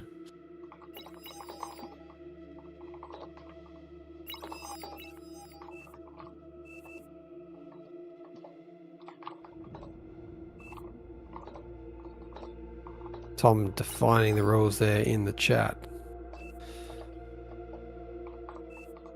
Very, yeah, simply, no offensive structures.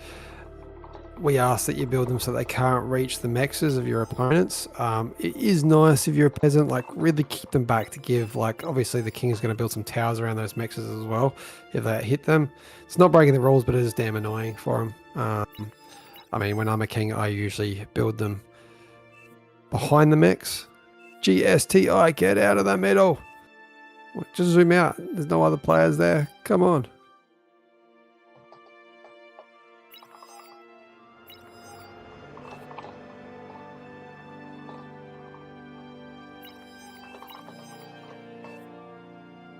All right, he's moved. There we go. And there is one peasant that hasn't joined the game, so they might accidentally spawn in the middle, but that'll just be a healthy medal donation to those kings. Yeah, I reckon I might force start this. Started. There we go. We're off. King of the Hill and Raptor Crater with Viable. AFK. One pretty medal donation ready for those kings. If somebody wants to take it when that starts flashing and just hit that Control D, be very much appreciated. Nightmare is having some fun. That doesn't look to be doing much damage, and just be 4%. aware that if you deform the ground, it can make things challenging for building stuff later. It can be leveled out using the, what's the tool called? Yeah, but that takes a whole lot of performance. Like, that's a huge performance hit. It's not A restore. If we can avoid it, I would like to. Yeah, look, I'm sure one of these guys that'll start flashing. One of these guys around the outside can Control D that once it's takeable. Let's get back to the game. 9 very powerful kings in the middle.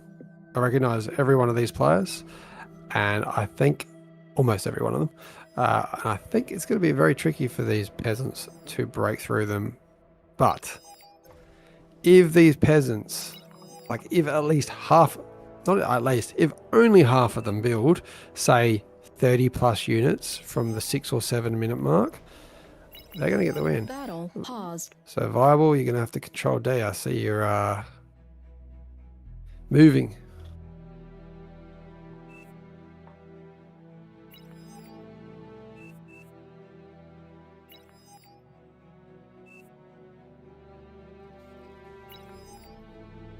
There we go. Nightmare is dealing with that. Let's get a resume. Resumed. Commander destroyed. Battle paused. That will do it. Resumed. And then that is the Self-destructed. sneaky behemoth. That is one way to deal with an illegal start. And you can see right on that Duffy. Duffy, of course, who else? Getting that extra 1200 medal in the bank. All right, so we've got 9 very powerful kings in the middle. Peasants, build those units. Please build those units. There are too many familiar names in the middle here that know exactly what they're doing. Test out APM. When you get to the 6 to 7 minute mark, use all that energy and metal production you've created. T1 probably. Maybe if you're lucky, you got given T2 from one of the corners of the maps. And put it into units. Nothing else but units. If you get incisors, blitz, pawns, grunts, thugs, what is happening? Apparently we have a lot of dead comms. A lot of dead comms from... I'm seeing a bunch of, players that don't have a commander anymore. Oh no, we've had a code that has unfortunately I removed the think comms. we restart. Do we or there is the possibility to add comms? And we have Comms 1, make 2... up a big chunk of your eco this early in the game. We're 2 minutes in. I think we restart and go again. Nightmare, what do you reckon? Unless all of Is the this comms can fixable? be put back in immediately.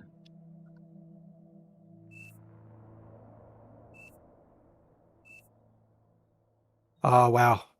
I see it's affected the peasants as well. Yeah, I reckon we restart. Just, I'm happy for that re to be called.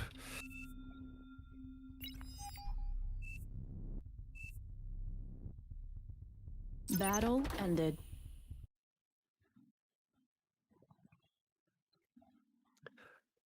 Okay, if a peasant spawns in the middle of the map, you are getting kicked. Yeah, we'll just kick ban, then someone can take and control T. You can come back after 15 minutes if you stick around though and start walking, making it difficult. Straight kick.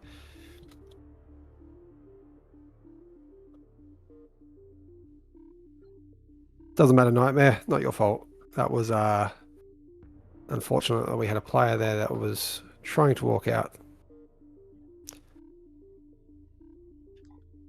Let's drag those last few players out of the game. Trotsky, IDK, Thundergits. Got a few seconds before we start specking you guys. Life of Pyre, Ravenda, We'll give them a moment. GSTI. Get Got out. 20 seconds.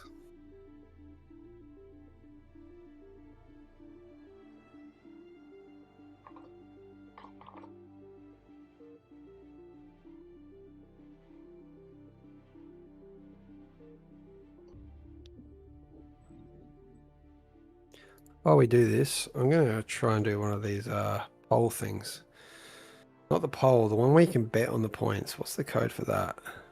We're going to bet peasants versus kings.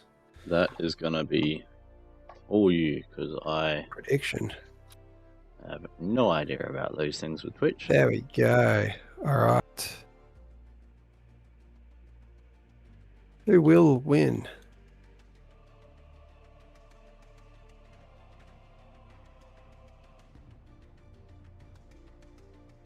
Going to give you guys 10 minutes from now. That gives a bit of the no rush period to start that prediction.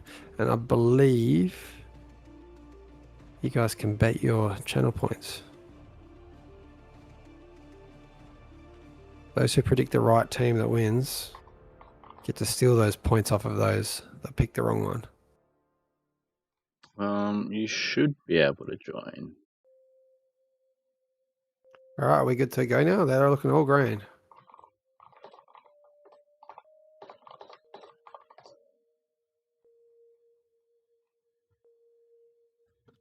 Thanks for the reminder, Sacco. There's the rules. Read them. Or don't. And risk the consequences.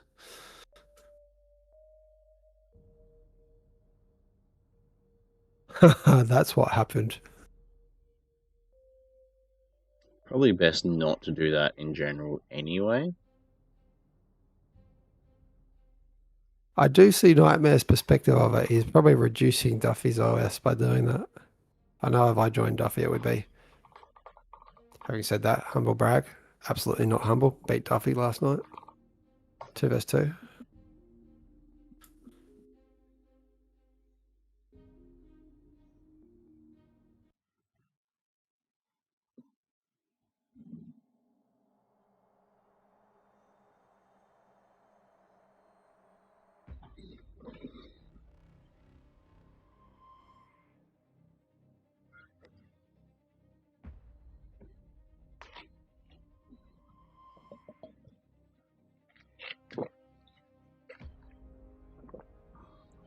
Another good song.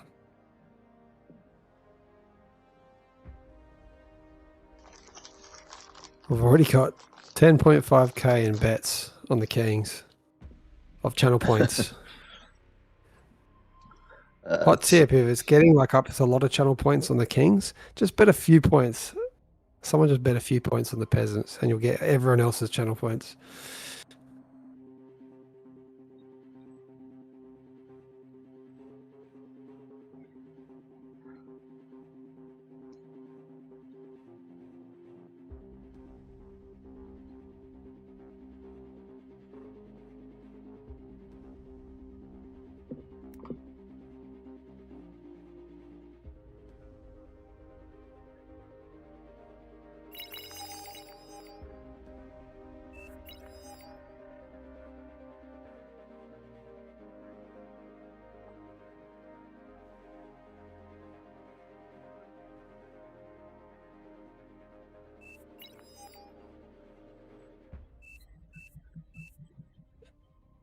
It's the Duffy. I'm going to D-gun my own team so I win the 10k points. There you go. Someone's predicted 80 points. So if everyone else that predicted against that, they're going to get like 20 points each.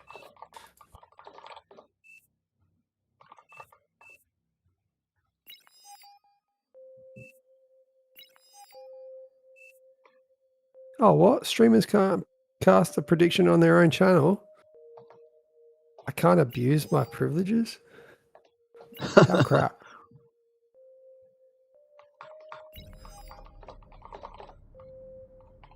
Stuart, can you switch about? I don't know. I really don't know much about this. You can try. You can maybe put some points on the other side.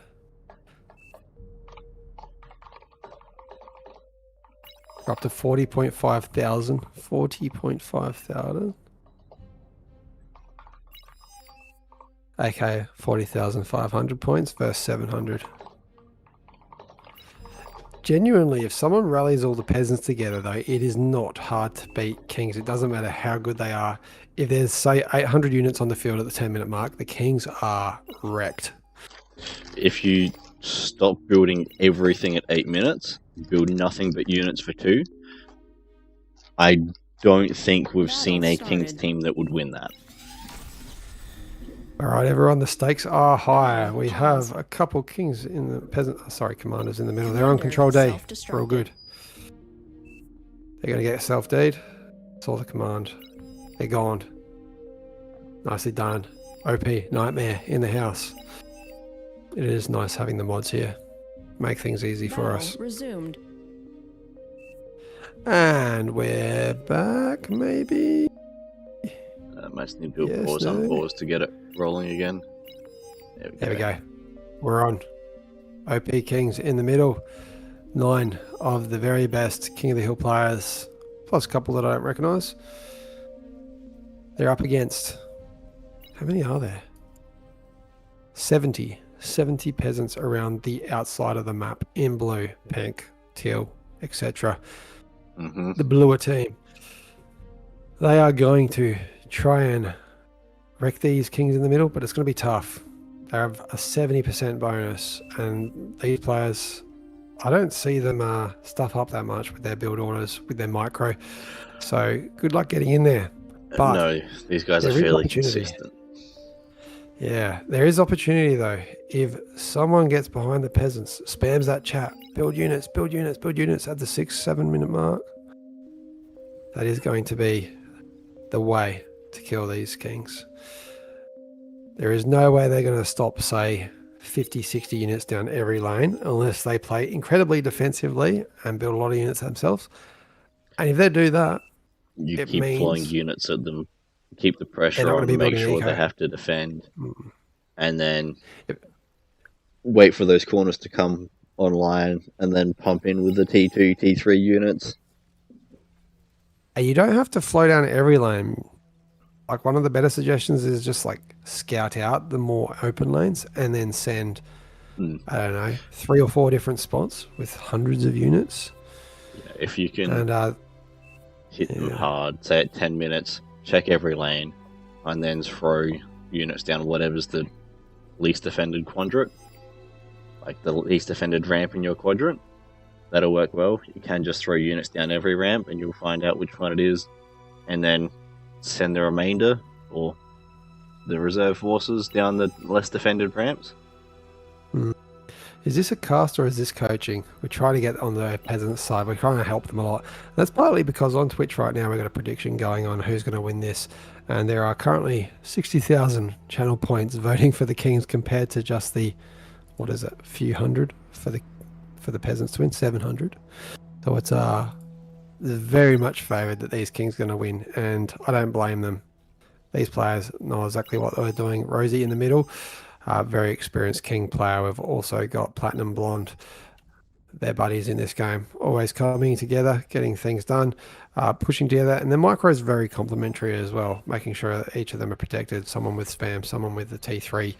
We've also got some really high OS players, Trotsky there, Duffy there, 53 and 54 OS. And then OS doesn't really matter. We've got some of the lower OS players, but these guys know how to play King of the Hill. And we've got I Kill You for Fun and Mazza down here. Regulars of the AllReasonNoLogic self-destructed. channel, they're going to be working aside each other, trying to get down, break this bottom left, where we've had a commander go detonating to try and get that T2 lab up. Now, in these corners, eco-communism is what you want to do. You want to really typically combine these two players. Well, those two players there. And put all the mexes, all the eco towards the one T2 lab. Similarly, in every corner, we can't see that happening there. So we've got players building their own ecos. It's going to be a lot slower. Top right though, T2 lab already out. Already upgrading mexes, and that is because these players, the Fringe, Psycho, Small, got Lloyd up here as well. They're helping each other out. Commander, And it's also happening down here with self-destructed. gamers. And that's what you Gamers want to see, is that Self-destructed. one T2 lab supplying Commander, the self-destructed. builders for basically that entire quarter. Mm. There's an And they argument are to have. against the one player that I don't recognize here. We got Picaburek, so I'm going to check them out when this 10-minute no rush elapses, because that's probably the one lane where, I mean, maybe they're going to be amazing at this. We've got a comm detonation coming out of them right now to get this T2 up. Commander, self-destructed. But yeah, maybe a lane with a king that's not going to be as experienced. Abuse it. All of the kings are at about where we would expect them to be. Normally you have your T2 lab up by give or take 5 minutes. If your T2 lab's up at 5 minutes, you're getting your mexes rolling, you're in a pretty Commander, comfortable spot to be able to get. With a 70, I'd expect probably a couple of fusions Commander, into a T2 lab self-destructed. Commander, to produce your self-destructed. units. We're seeing There are a lot of commanders being self-destructed around the edge of the that is map. always a terrifying noise to hear as a king, where it's just commander destructed, commander destructed, commander destructed, commander destructed, and you're going, oh Commander, god. Every time you that's gonna- hear that, you're like, T2 lab up, Commander, T2 lab up, self-destructed. T2 lab up. That's what Yeah. I'm hearing. Pretty That's exactly much. what's happening. A lot of these players here, I'm liking seeing lines drawn, trying to combine that eco there, getting the T2 lab so they can share those out. Just Commander, remember, we're self-destructed. approaching that 6-minute mark, peasants. If you are on one of those inner positions that are ahead of the ramps or up on one of those little hills, start building units in about 30 seconds. Not in 2 minutes, not in 3 minutes, in about 30 seconds. Start building units, put them on repeat until that 10-minute no rush elapses. Because you could be the win condition early in the game. This could be all over before you know it if you build units. But week in, week out, we don't see that. I mean, we sometimes do. Those times usually go bad for the kings.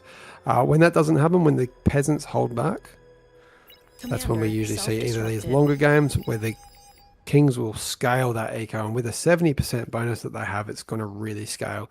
So if you let them go until, say, the 20-minute mark, they're going to get to the point where they are overflowing so much they're not spending all their metal, and that T3 is going to be just flowing out. Demons are going to be coming out. Razorbacks are going to be coming out, and then wait a little bit longer, you're going to be seeing Titans, Jugs, and Behemoths, which you don't want to. Commander, Liking some of this self-destructed. planning that's going on. We can see some coordination happening around the outsides, where we'll let it play out, but we can see that there's already some units getting ready for those pushes. Yeah, I'm liking it. We're seeing more than usual. Hmm. So I'm sure a king or two might be listening to this as well. So I wouldn't be surprised if they start going and playing defensively a little bit, which means pulling back on that eco a little bit as well. You can see I Kill You for Fun about to put that second fusion down. I'm surprised not putting down finishing the first one before putting in the second one, so that you get all the metal and finish that one as quick as possible. Commander, self-destructed. We do have a Where fusion is up all out of of these- Rosie. a Commander, bunch of metals going to self-destructed. building construction turrets on the front. I still feel And like that's he's- probably good use of Commander, eco. self-destructed. No. With how many get the mexes detonations up are happening. first.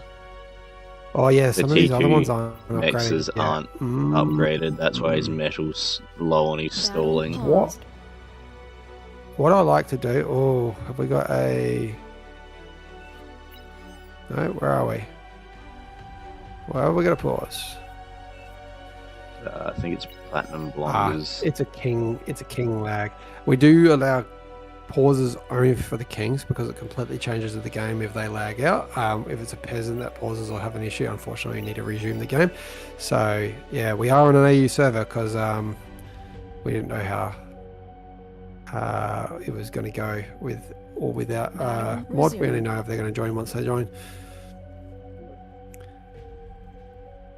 Helps us with the casting quality as well.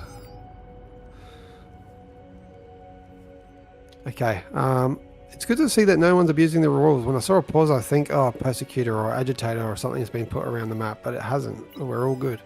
And you can see here, everything does not reach those mexes, so no offensive structures. I like to see it. Let's check another loop on those units. We're up to 200 plus. I like to see it a lot. I can't wait to see what happens at this 10-minute no rush. We're actually going to see some pressure on these kings, but they are all defending quite well. No defenses on the south yet. We've still got a minute 30 to build them. Yeah, we've still got some time. We've got less labs up than I would have kind of expected to see at this point in time.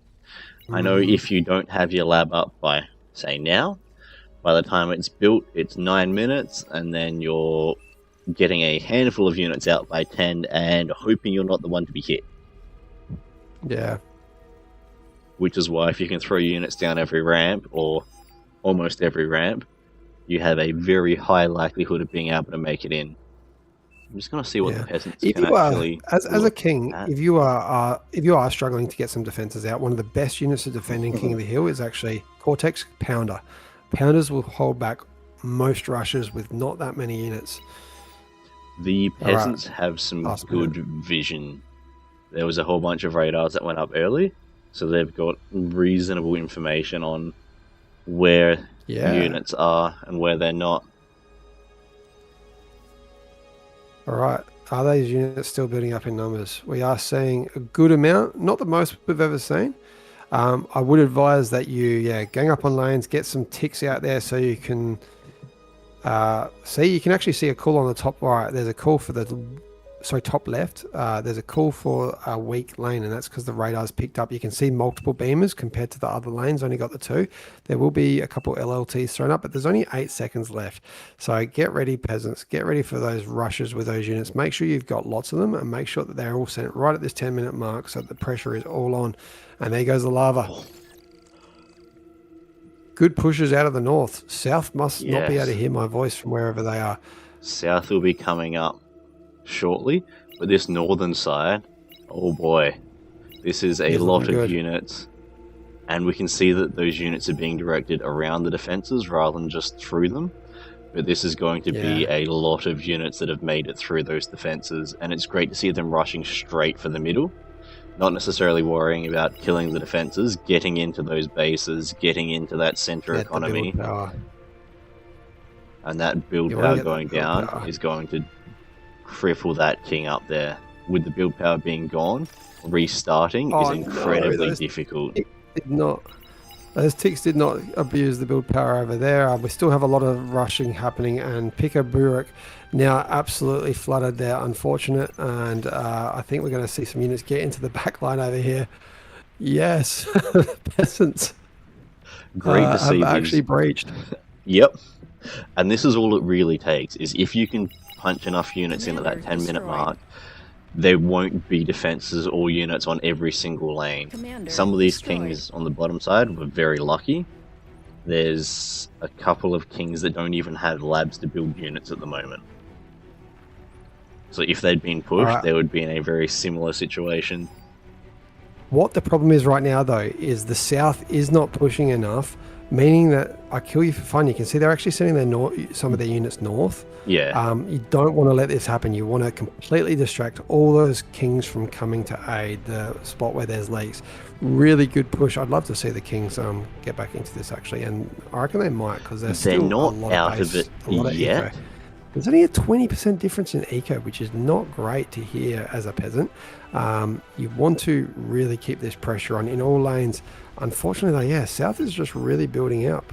And Rob the Man-Man, the only commander trying to push that south lane there in the Fiends, I'm going to scare him right back. But probably not enough Fiends to good use of take that him out commander against there. Control D. Getting in, getting rid Oh, of... the lag, Oh, the lag. That is possibly our Australian fault. Destroyed. I hope that wasn't the lag. but good use of that commander getting in, taking out those defenses, and then pulling back. We can see that top right side is going to be maintaining that pressure up there, but the kings are getting out on this left-hand side. Foregoing the coming along in a big T2 way. for masses of T1, which And these isn't stouts necessarily a do bad so well. strategy. Stouts Yeah. and brutes, really, they're chunky. They take hits from even T3s in many cases, depending what T3 you got. And look, yeah, the D guns are coming off, but But they're it's gonna be cheap very enough easy that to you take can this brute out. force your way through through Or in this commanders case, without it Outforce. being hugely expensive. It's not like you're throwing a T3 Commander unit in destroyed. and losing 20,000 Yeah. metal to a single D gun. You're only Commander losing destroyed. a few hundred at a time. The southern lane is slightly broken now, Maz's lane. You can see he's got the fiends, but his eco isn't in an Oh. extremely healthful The state. com So in the lane next to it. Commander destroyed. there you go. Okay, there's another open lane there. There is one Scorpion defending. And spam here. If all these players came online on the south and just attacked, I guarantee If they would pushed the get in. south, It's it not would happening. stop the kings moving out on the left because they'd have to swing to respond. And that's the Commander destroyed. benefit that the peasants have, because there's so many of you. If you can keep the pressure on in multiple areas, the kings have to respond to every push that's coming through. You can see up on that top right, there's a whole bunch of commanders that are making their way in, supported by that T1, and they're getting closer and closer to the middle, and they're just forcing those 2 or 3 kings around them to Commander respond to destroyed. this push, because if they don't, those units are going to get to the middle and wreak havoc.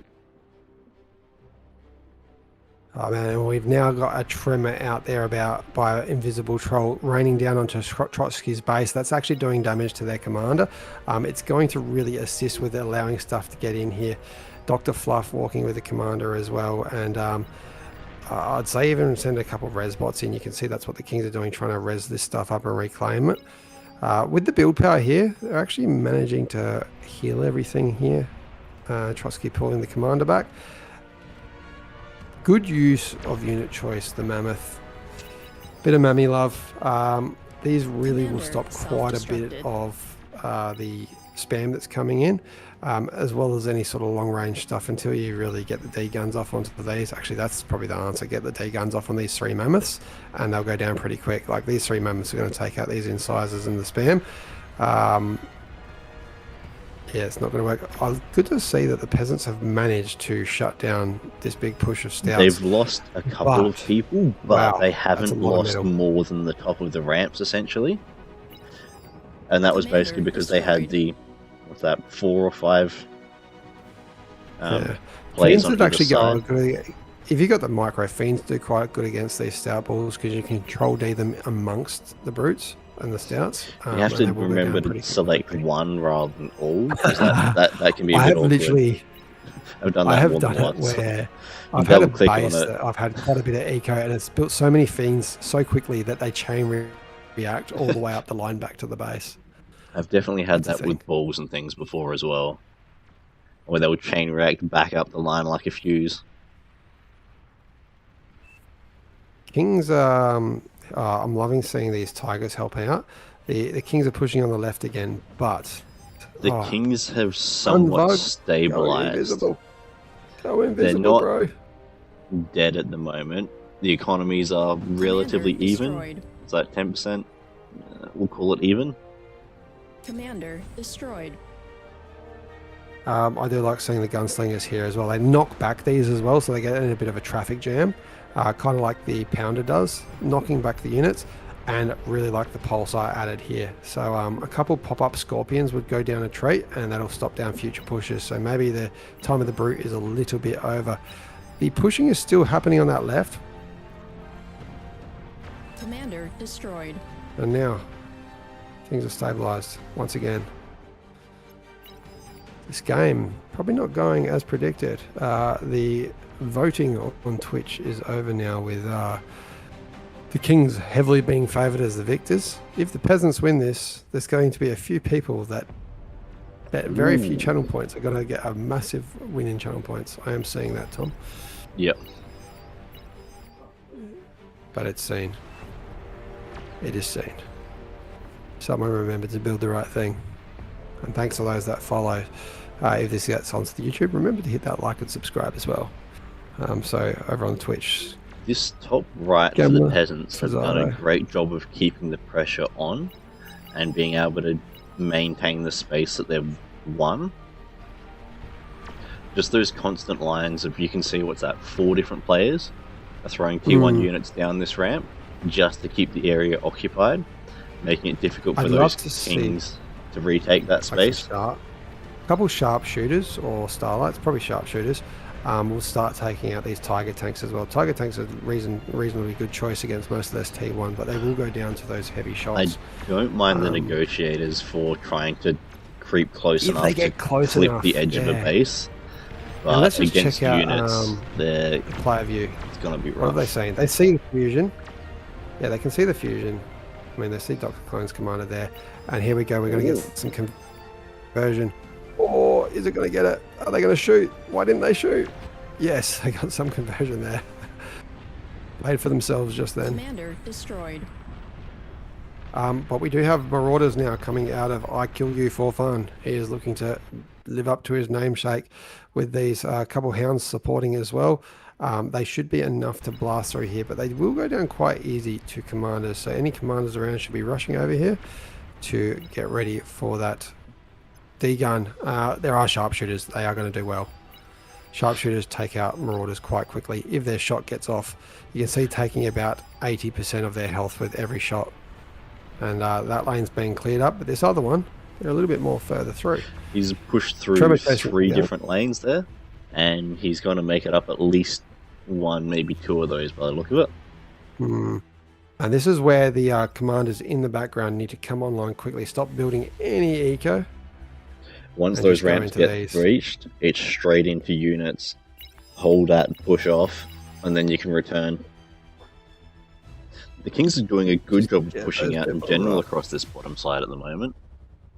Because they've been largely left alone enough, they've been able to scale to that T3 phase, and are now punching back with force.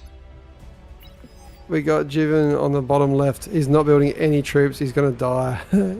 No reaction at all.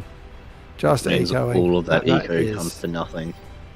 That is a game changer there. That's going to, if one of these areas gets killed for the peasants, that means those kings can go and aid where there's problems. And this bottom left is pretty much dead, so I'm going to take my attention away from there and go back up top right where there is a lot of pressure. We're now at the T2 stage, and you can see just there, watch behind, losing all their build power. And the conversion in the background is going to be close to dying. I think here with this small tiger army, that should be enough to maybe just run on through and get that conversion. There is an APHIS scene, but with these pulsars in the middle of the map, yes, they are going to make it difficult to punch anything through. Unfortunately, this is going to get picked up, the Razorback, just in time. That was a good bit of damage, though. The Kings pushing out on the bottom left, really doing damage. Players getting too greedy. As soon as there's a breach, as soon as there's mention of T3, they should be going into some pop-ups at the very minimum. And unfortunately, that went down quite quickly. Pop-ups were the right response, just way too late. And now, a few long-range missiles. Unfortunately, a commander not quite getting there. We do have the arbiters. They are trying to pick things off at range. We want to see the build power gate here. That's probably the most important thing to be killed. Rosie is coming online though, and this is the factor. Rosie, even though having to react a couple times, has mostly been able to scale. Has got shields up, has got counter intrusion, and has got an eco and a half. So once they're online, it's going to be quite hard. Top left though, a lot of pressure. There are 3 Razorbacks. Razorbacks against SARS. Oh, there are Vanguards. Excuse me. I missed those Vanguards, so they're going to get cleaned up quite easily. This base was possibly going to go down if it was pushed a little bit more. You can see some armies building up over here on the top middle, but maybe not quite enough to push out. What's happening with these Marauders down the bottom left? They're slowly being cleared up. Oh, one APHIS survived as well. One lone APHIS. Another commander going down. Rosie pushing with those Razorbacks and the Vanguards. They are going to clean up a lot of this. This is where, gamer, turn your commander on invisible. See if you can get a few D guns. They are quite clumped up. If you can get 3 or 4 of these, it's going to shut down a lot. We want to keep these arbiters as alive as possible. Sorry, not arbiters, negotiators, because they're going to be what do the damage at range. And they are in range over there. The King's doing really well right now to push down the bottom right. And we do have Rob the Man doing things I'm not going to mention.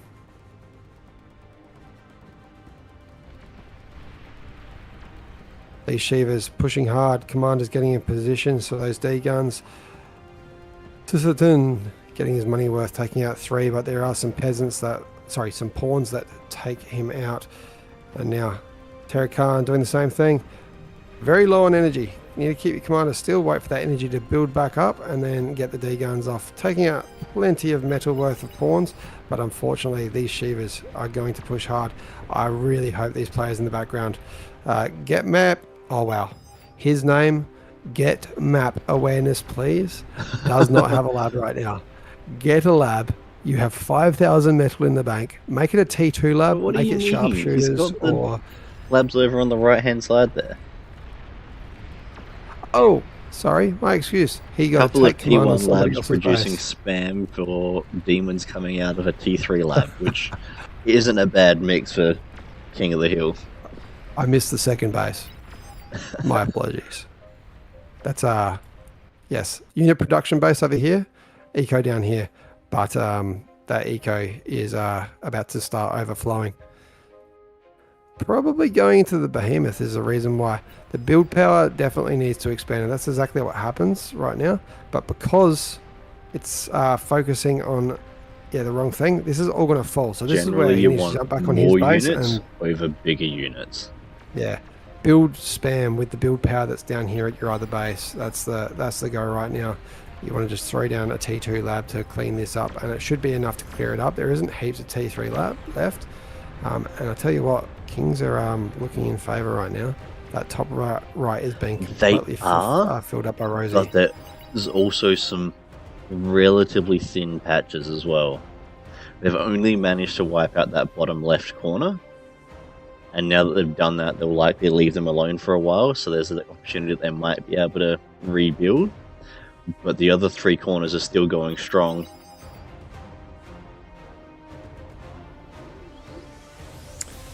Cashman, get that commander on invisible. It's like Dark Alien is. Might be able to clear up a few of these, but unfortunately, with visibility, are there radars here? Really picking out those Kings perfectly. You do have to remember with the demons, these Kings, they are quite OP. They know to attack ground whilst they're marching these in. So they will blind fire in front of wherever they're walking, just hoping to clean up those Kings as quick as possible. The thing is, once you've got a few of them and anything providing vision, the demons do a great job of just locking onto any and all targets, which means that your commander is likely to go pop as soon as it becomes a target. Yeah, get map awareness. Unfortunately, low reaction here. Needs to get both those comms on invisible. There is a demon here that can get degunned quite easily. Please, bro. Please do it for your team's sake. Yeah. This is probably one of the bigger ecos that needs to stay alive for any chance. See why he's struggling. He's on a 20-second lag at the moment, so responses become very difficult at that point. You're basically making units and throwing them in a direction rather than being able to micro anything. How unfortunate. But we do host these out of AU, and that is because we try and keep up to our streams so we can cast them. We have had a couple lobbies where it's been so slow we've essentially had to just stop talking. But we will look at hosting these in EU in future times, depending on what sort of turnouts we get.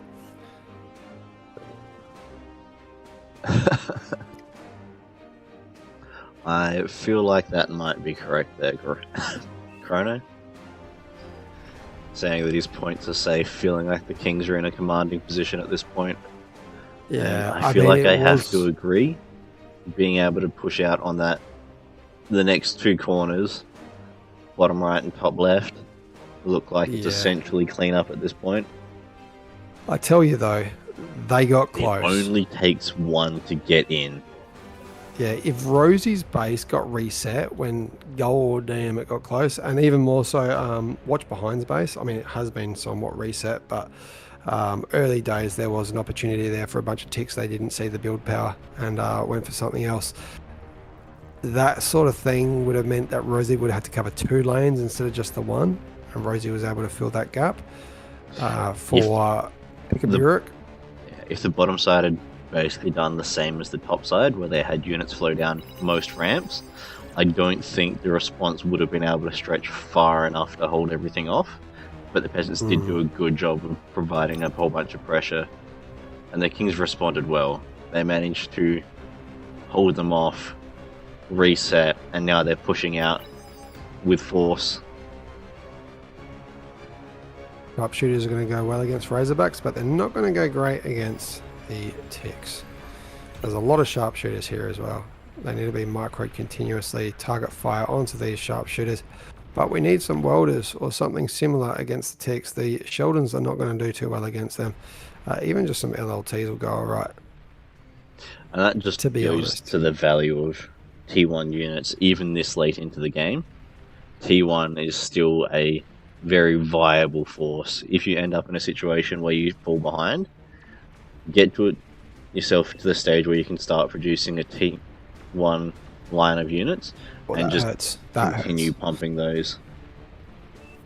Yeah, that's... Those sharpshooters, a way to micro them when it's like that is put them on hold fire. If that's all you're doing, put them on hold fire, wait for them to all be fully charged, identify the target, and then manual fire that target so they get it in one shot. Alright, that is the top pretty much cleared out. Props to those guys up the top right. You did really well. You pretty much were the only lane that broke the kings. They got very close to making it all the way into the middle and utterly crippling them.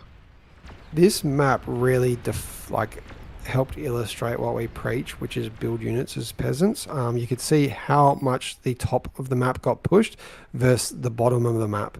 So the bottom of the map, they kept scaling, means that they're probably still alive right now. But if they pushed in such a way that the top of them did, and they managed to break a lane, maybe I Kill You for Funds or Maz's lane, if they managed to break one of those on the opposite side of the map, that would have probably stretched those kings too thin to cover all the gaps. But you never know. These kings are pretty OP. It's been a good, relatively close game, essentially. The kings weren't in a commanding position from the beginning. They were put on that back foot fairly hard at that sort of 10 to 12 minute mark, and they've had to claw their way back from there rather than just building up units, not much coming in, give it a couple of minutes to start scaling that eco and then get rolling out. It's cleanup crew time. Duffy's not messing around, just going into the 100 or so Marauders. They're fast, cheap T3, kind of like a T2.5 in my opinion. But they get there, they get the job done very quickly. And good choice to clear up that corner of the map. We do have more demons pushing down the south. Definitely my favourite unit for King of the Hill as a king. Yeah, very versatile. They can attack ground, kill those. They're just great at getting those commander numbers down. You can see right now the peasants with only 4 commanders left, all along that south and right side of the map. Razors, Marauders, clearing up that little bit here. Oh, they're going the wrong way. There we go. Turned around. Clearing this all up. That's the last base down the bottom left. Ish. Sizerston doing quite well to get back into this as well. Had that APHIS. It did not get killed by the initial push. Hot tip, don't go into more build power than you can spend with your metal. So conversion is what was needed here. You only need about 1 build tower per 10 metal, give or take. So even with 2 construction turrets down here, you would have spent all your income. The T3 wouldn't have come up any faster with 2. In fact, it would have come up faster because you wouldn't have been spending the metal on the construction turrets. It's a big wall of red. Last couple commanders. Bayou. You've been seen. You're being pursued. You're being burnt. And you are being dead. One final commander out of the peasants. P6O6L60. Whatever that means. I have no idea. Going for the Heidi tactic. At this point, when the last come, you throw it in as a Hail Mary and just let it go pop. Or micro like you've never seen micro completed before. Somehow. I think Dodge all the regardless way of into what the you middle. do, it's the Hail Mary play to close on out at this point. And why are the kings not self-dating right now with only one comm left? Why are we not seeing explosions? Yeah, we are. That's pretty. That's pretty.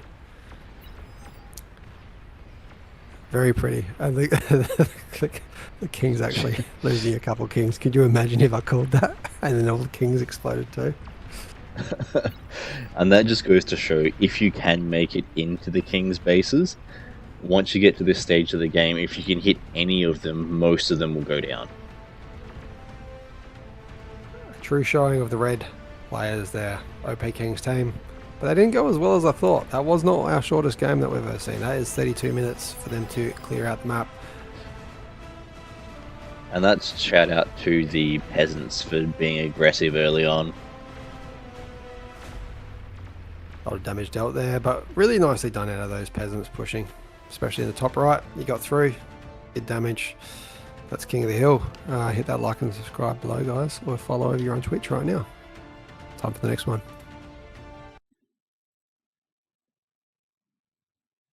Were T2 con turrets on that game? Yeah, they've always been on for these Raptor games for the last few, I want to say, kind of since we've had them in.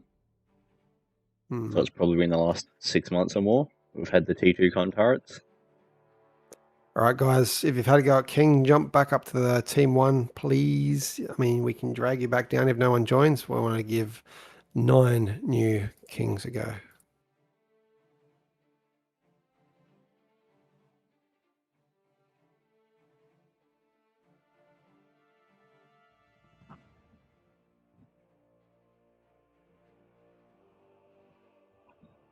Okay, while Tom sets that up, I am going to go through the Twitch comments. Thanks for the follow there.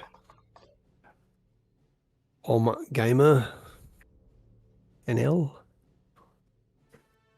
And those that followed before knows of the Swarm. Gave me a 420.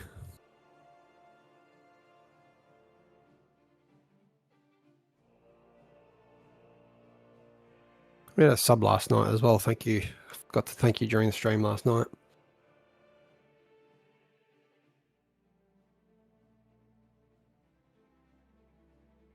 Okay, that one good. So I think Tom already replied to this. Zato, new player, is it free to join? Absolutely. Just jump into bar. Suggest joining our Discord. Post a link shortly. And you can talk to your teammates in there. I know, Jim Jace, you lost 600 of your points. You'll get them back. Just keep watching the stream. I think you get like 100 points every few minutes. Or maybe it's like 10 points every minute. I don't know. They add up pretty quick though. Anyway. End prediction. I don't know how to even see it. I think I've got approaching 37,000 points. There you go. Just from having it there. running in the background.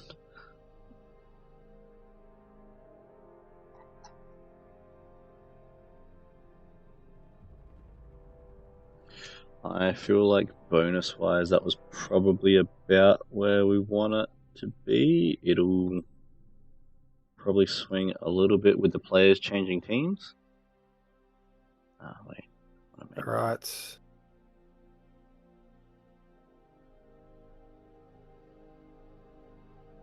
So we got 56 players. We're going to put it back at 71 now for these.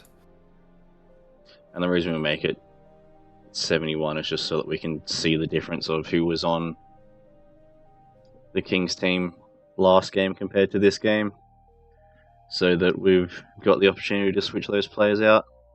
If we don't end up with a full new team, then we'll leave whoever's left in there. We're looking for 9. So that means that I'm just going to start moving players.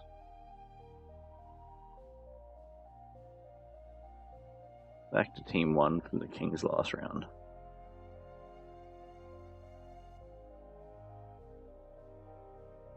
I'll just be clear to clear the bonuses of those from last game.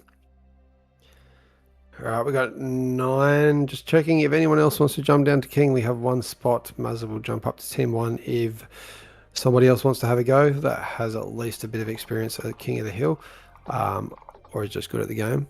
Otherwise, Mazza stays and we'll kick the next one off. We want to put Legion on for this one. Yeah, we probably can do. This will likely be the last one for the night. I think so. There we go. That's the last. Oh, we got the last King. There we go. Yep. I will move Dominus. Mazza up. I'll throw the bonus on Dominus. We do encourage everyone to have a go.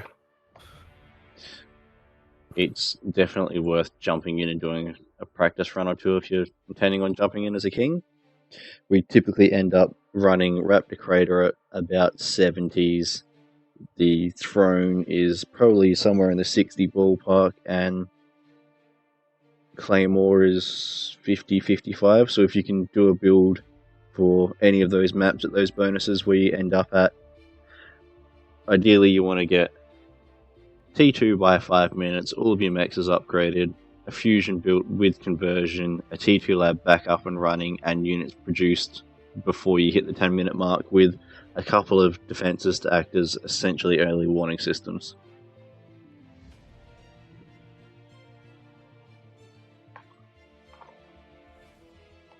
Alright, the prediction I've got to end it apparently. How the hell do I input the data of who won the prediction? I can find it. Are there any Twitch gurus out there? Where do I enter the prediction win?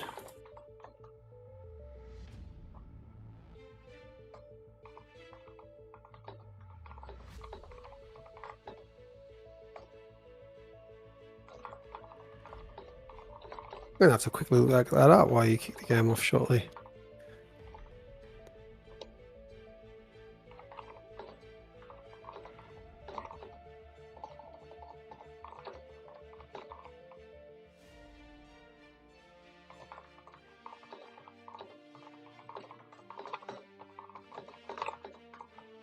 I could just type the prediction again.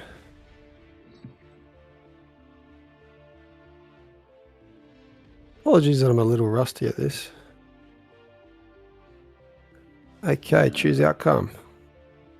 Kings won. Complete prediction. Done. There you go. Legion faction is on. You people earned your hard-earned pittance.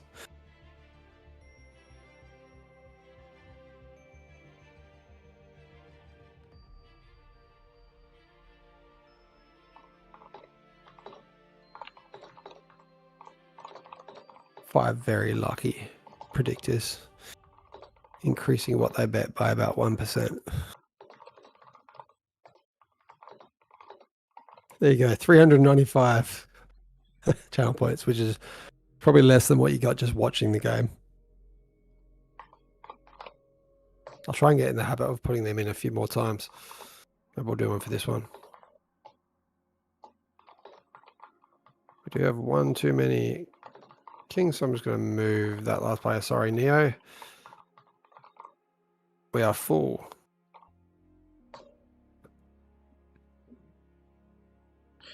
Okay, and we're gonna get this underway. So anyone who hasn't already readied up is gonna start getting spec'd.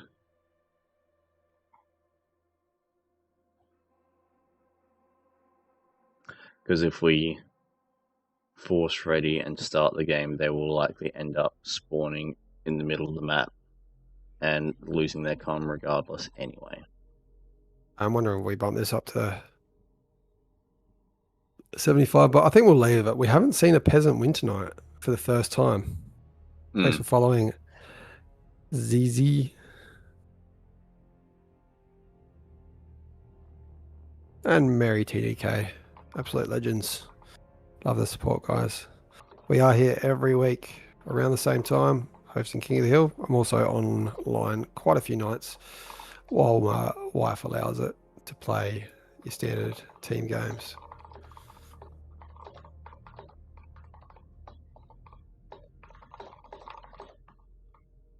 I think. Yeah, Nappy, I just figured, I actually Googled how to do that, and the / prediction command is apparently how you commence and end the predictions for those that want to stream in the future.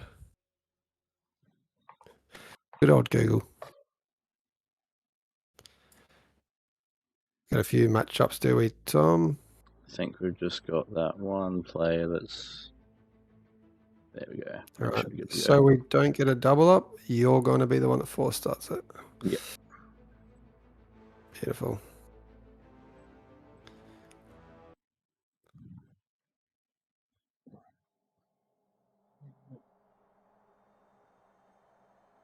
Now, did I get any song requests that I missed before?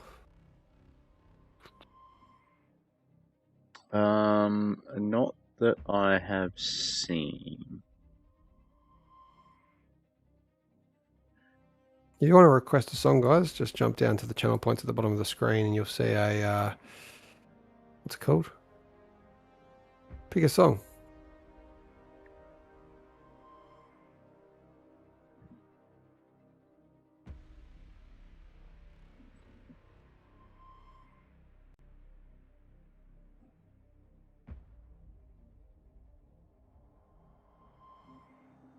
What were you asking about there? Notes of the archive with clearing box 1? What's that mean, sorry? I've just got a chat on the YouTube here from Notes of the Archive asking if we can clear box 1. I'm not exactly sure what it's about.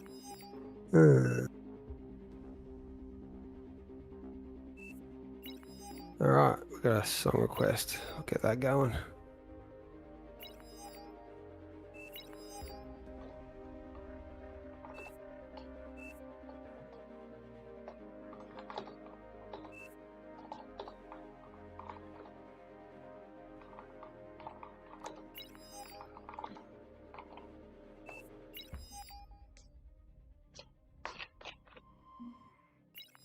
I mean, this one here, we definitely do have a bit higher OS peasants, but there's a couple less of them. And the kings, there's a lot of familiar names. Arm wrestler. Seen gamer in there a couple of times tonight. Oh, the gamer guys, they've jumped in. Good to see. Psycho, Defringed, Small, Protato. This guy is not good for Bitcoin. That'll be interesting to see if they actually pull that off that they've kind of got planned there. What are they? Is it in the chat? I will not say just in case. No. It gives things away.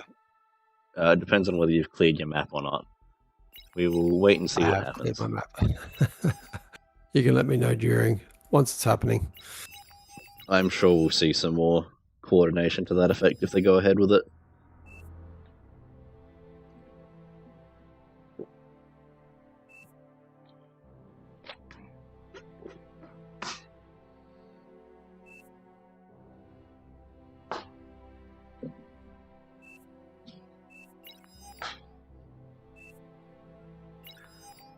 I'm basically just waiting for everyone to jump on in and get readied up.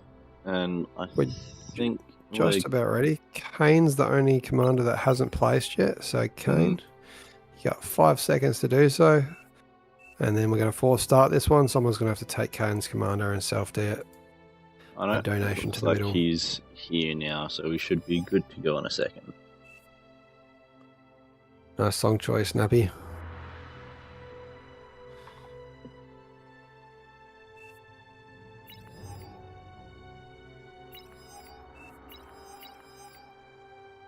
For those that Alright. might be wondering who we I'm are, going to we're do a force start. AllReasonNoLogic that hosts these this time each week. Check out our YouTube as well, guys. Hit subscribe. We're so close to 3,000. You can see at the bottom of the screen there. 29 followers away. Alright, welcome back to Raptor Crater. Familiar map, familiar scenes with the lava around the middle of the map, keeping our peasants and kings separated. We got no peasants spawning in the middle of this game. It's a good start. No pauses. One negative to that is there's no medal donations to these kings. We have quite a few regulars in the middle. A few new faces too. The OS is a little bit lower than what we saw in the last game, where we saw a lot of 50s, 40s, 30s. But these guys, do not be surprised if you see them also win. They know what they're doing, a lot of these guys. The problem isn't though the guys that know what they're doing, it's the ones that don't know what they're doing. We see a couple new names, actually not many, but if you get a leak and you get some explosions, it's very hard for the kings to build back after they've already fallen in parts. Only really cover one fallen king. If you have more than one that's struggling and falling behind, then it gets real rough. Because you have to keep your lane alive and then divert your excess forces across to try and hold the breach. And if you end up punching holes in more than one spot, the kings can only stretch so far at any given point in time. What I want to say is, with Legion on, I see some Sol Invictus is coming out. I hope the Kings can get that phase of the game. And the Sol Invictus, if you can get it up before the peasants go and commie their ecos to that sort of eco that can support the Sol Invictus, the Juggernaut, the Behemoth, the Titans, those lasers put out so much work. They're fantastic at dealing with T1 units, and they can burn through some of those larger T2 and T3 units as well. Are we seeing any coming in the corners? A little bit on the top left, we got O'Rourke, Forst and Hot Potato. G'day, guys. And top right, maybe a little bit. Not as much as I'd want to see, though. I want to see these mixes overcharged as quick as possible once there's enough wind to support that. Look, I'm not against pushing for T2 over overcharging the mexes, but we'll have to wait and see sort of what happens. There's a T2 in each corner coming up. No, not quite. There is T2 on the far left, though. Just coming up now, 3 seconds to go. And that's Oodle and Seuss. And that's being fed by Rosie, that's being fed by Lender. So 4 players going into the one there. I'm loving seeing Tom Ruler up here. Don't wait for the 6 minute mark, like my advice. Starting to build units at the 2.5 minute mark. So let's see what the next 7 minutes of building units goes like. It definitely turns into the Hail Mary play, because if it doesn't work, you basically got not a whole lot to follow up for round 2.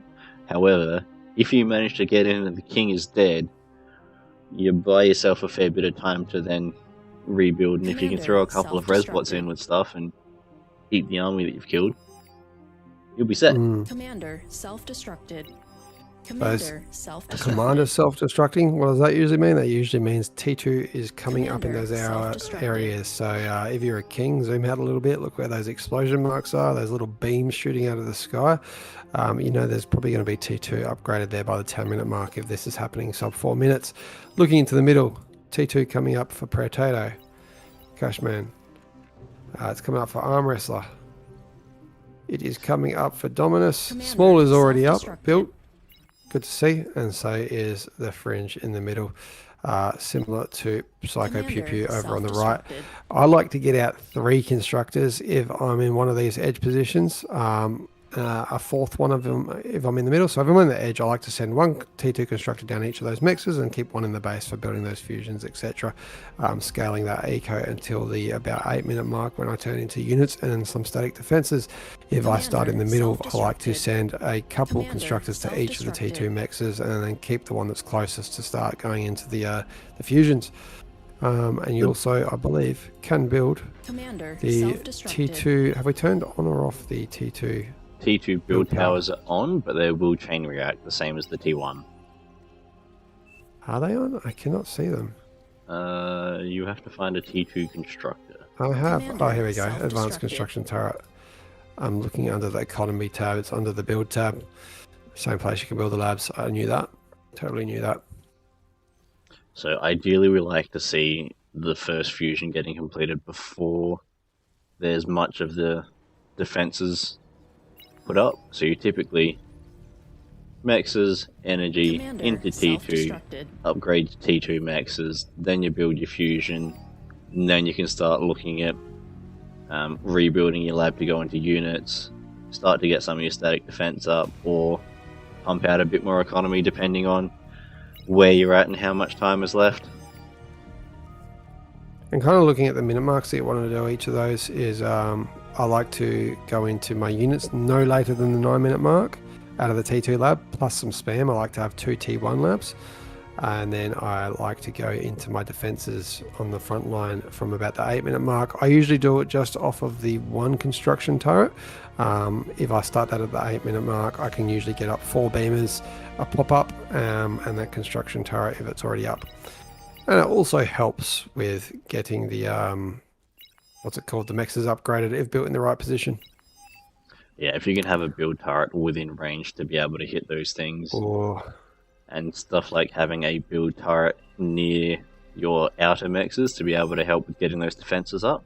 It means that you can leave it that little bit later before building them to actually get everything up. Whereas if you don't have a mex, you have to start building your defenses at about 8 minutes to actually have them up and running on time. Because it's really awkward when they're half built and everything runs past and you go, oh, okay.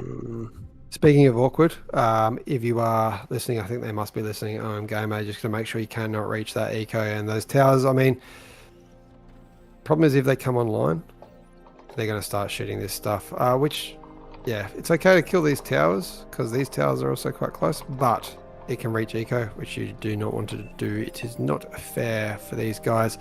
So, look, you can probably keep this one here. Yeah, those 2 are fine. That's good. All right, rules clarified. No offensive structures. We're all good. Cashman going into some units. Self-destructed. There's a couple minutes left. Have we got any fusions up for the Kings? I really hope so. Fringe going into their second, almost finishing their second. We're going straight into the Aphis from Potato. I do not recommend doing that whilst also building units. That will be the difference between that coming up or not. And the advanced construction risky play at this point. Expensive. Yeah, that is very risky. I'd almost reclaim it, given it's only at 20% and go into a fusion, because that's going to essentially completely stall what's happening. You've only got 2 minutes, and that's got 3 minutes left to build. So, very risky leaving that one up. Arm wrestler going into the fusion. Have we got any more officers anywhere? No, it's good to see. I don't think they're the play on this one with where the game is. The Fringe, I'd almost recommend go and identify the issues there. This is what I was talking about. Luckily, that can do no damage, so I got no problem with it. It's literally not doing any damage right now. Maybe put it on hold fire just so we don't have to listen to it. I am gamer in L, just until that 10-minute mark. I mean, but it is probably going to get killed. There you go.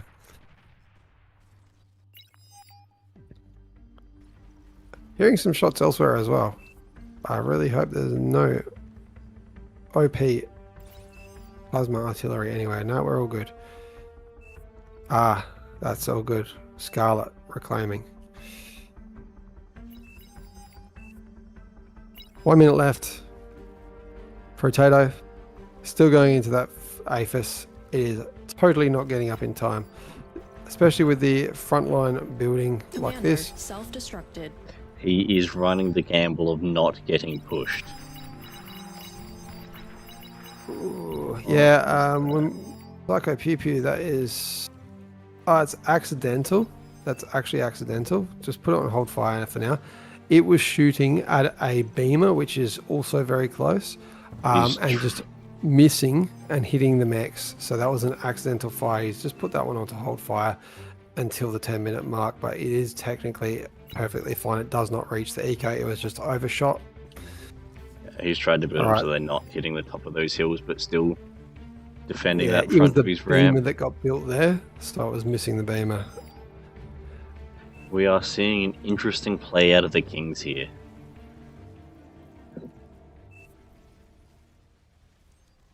Ooh, I've not seen that before. Commander, No, I think this is going to self-destructed. be one of the first times we see something like this, and that is 10 minutes, so it is game on at this point. Everyone pushing in one spot. I like to see it. There is quite a bit of defense here with advanced construction turrets also on the front line. That's going to be quite good at keeping everything healed. The twin guards are going to clear up most of this spam. And yeah, like I said, healing faster than it can die. But they will be targeted and they will go down pretty quickly. It's been enough. Duffy's lane is the lane that's been picked, which is quite Which is amusing going to be the attack. rough point. The bottom side is where Any fireworks are other going to be lane? happening. Destroyed. Literally the two lanes that they're pushing up of are probably the Commander two most destroyed. defended lanes out of units. On the south, we do have PZK pushing up along with Emre. Oh no, Emre, the absolute pest to the Kings. Fiends. Fiends are the answer here, not Sheldon's. Mr. Sheldons are Cashman. great, but Fiends will do a much better job of clearing T1, and T1 masses are what you're more likely to see at 10 minutes rather than bigger units that the Fiends can deal Commander with. destroyed. And unfortunately, the Fringe coming to help, but it's going to be a little bit too late, and most of this build power goes down. Cashman, Battle paused. definitely go into those. Battle resumed. Oh, what's happening here? I'm not We're all sure. good. Maybe a misclick. Yeah, that's going to be enough that it will be rough to come back from this point. There's still a fusion up for Cashman, so he can potentially come back. That Aphis got finished not long after the 10-minute mark. So whilst it was a risky play, it is up, but they need to be able to get enough units out on this bottom side to be able to hold that space to make that economy worthwhile. Because there's no point in Psycho, having pew pew. more economy than you can spend. Actually, that's not Psycho. That is the gamer NL on the top right, trying to fight through Duffy's lane still. And with these Centurions, with the commander taking out all these units with their guns, they're just not going to get through. Whereas over here on the left, we are getting through. We are seeing leaks. Oh wow, another Duffy. Commander Duffy everywhere. destroyed. Getting that OP/take command. The peasants or that are getting given doing a those commands. good job of punching this bottom left side. That's two kings that are essentially open at this stage. And you can see that those peasants are starting to spread around to try and see if there's any other gaps that they can find. Because this is Speaking of bottom units left, Duffy in is the here as back well. lines. Bro gets every comm. He is walking it in as well. It's not going to probably get through this many LLTs and pop-ups though. However, if you look on the left-hand side, Rob the Madman is in the back of Arm Wrestler's base. And that's going to be a big chunk of the conversion and build power. What was that? Bit of spam? That was Some T1 tanks. Stouts. Yeah, Stouts doing their thing. And you can see here how much the Fringe is having to go and focus now on helping cover lanes, which is the exact right thing they're meant to do. But it means they're not ecoing. It means they're not scaling. Commander This is the Potato risk trying to get of back up online. Going play to that- build power is what is the right answer, but unfortunately doing it at this point, that's going to take so long to get up. Some pop-ups would be the answer here.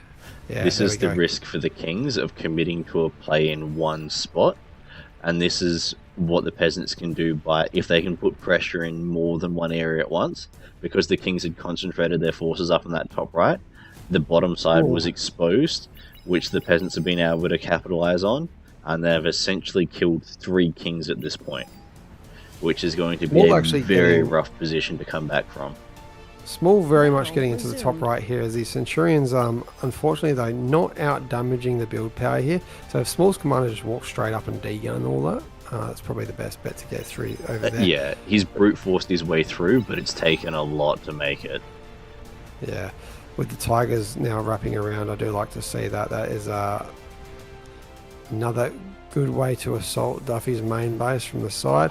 But a lot of reacting spiders out of this, and the spiders will outrange those Tigers by quite a bit as well.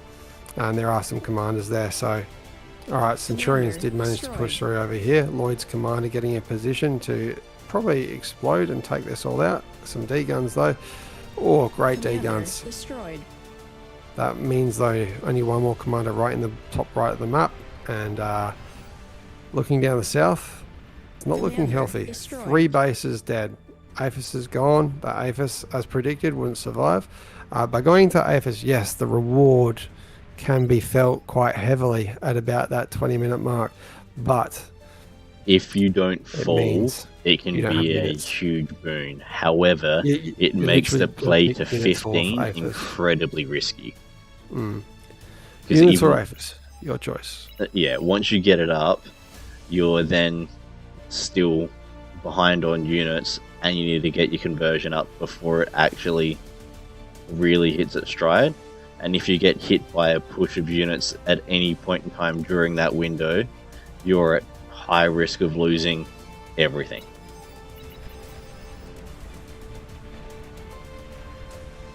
I do love where Duffy's got one of his commanders. I was So just quite looking funny. at that. Very much funny. I'm hoping that does something. I actually hope the Kings can defend quite a bit from this, and then that commander just goes unseen. Yeah. That'd So be you can quite see amusing. at the moment, because the Kings are now concentrating on stopping this push on the bottom side, their push out on the top side is stalling because of that. Because they've only got so much pressure to apply to the map. Now that they're swinging it in the other direction, they can't be pushing in both directions at once. Psycho Pew Pew though does get through and manages to take out one of these wind farms. Commander destroyed. so- Oh, Side shy of the next here. one. Oh, conversion. If this conversion goes pop, yes, that's a lot of metal. Top side, who is that? J Frost and Scarv have punched a hole through the defenses and are making a beeline for the center of the map. While Small's focused up the top right, completely been focused of pushing through, exactly what you're talking about. And these here just going for the conversions. The Fiends, see, this is what we're talking about. The Fiends are the right answer. Yeah, Fiends will deal with almost any unit that comes through early. And look at this, it means that Dominus having to Commander pull all the is- Fiends from the south that were defending against the pushes on the south. And up now to you will defend see against Scarf. that bottom side will start to collapse because they're having to respond to the top side. And this is where, when you can have pressure across the map as the peasants, where you can pull the Commander kings in different destroyed. directions, you can really start to control the flow of the game. We do have one small tick army that is going to find an APHIS. That If we is can get going- a surround on that, do you go for the APHIS or do you go for the other conversion? Yes, we're going for Spread the it out. conversion. That is the right choice. You've got enough to hit both. Oh, and that gets a lot of conversion too. Oh wow, maybe you should have stayed. 7%. Oh, yeah. That's 7%. But Rob the Madman is going to come try and finish that off. And I think they might get there because the reaction has gone in the wrong way. The Fringe, unfortunately, taking all their units around the side. And these stouts are going to find the APHIS. Oh, can we get a lock on Commander target? Can we get destroyed. a S command? 14, 13, 11, 9, 6, 5, 4, 3, 2. Dead by Psycho Pew Pew. I'm sorry. May you rest in peace. And now it would Okay. be great to see some of It's- these units. You can see they're now swinging left on this bottom side, moving to basically wherever the kings aren't responding. That pressure's still staying on those, that top, I want to say half-ish. Yeah. Now, although the peasants clearly in an economical advantage, this has been an entertaining one, as Potato just says in chat there. For the glory and entertainment value of ARNL, we do appreciate all the different tactics that were used. I did really like the push at the top right from all players. If there were maybe a It few just more hit units the in there. wrong ramp. If they'd Honestly. gone like straight up the top, One, they probably would yeah, have been one able to south or punch one through. north. They just picked the two most defended ones and then committed. Whereas once you hit a defended lane, try the ones next to it. They're probably not as defended. Or just send a scattering of scout units to see which ones get through, and then throw all the forces in that direction. Problem here as well. There's just a lot of units coming through on the south. And most of the defenses of these little setters, they do have a decent range, but they don't do a lot of damage. And with all these goblins, stouts, I even see a Janus somewhere. I do see Those Janus. satyrs are better at being units flowing through, providing vision and basically meat shield and some offensive capability. Whoever's using Junos are not loud.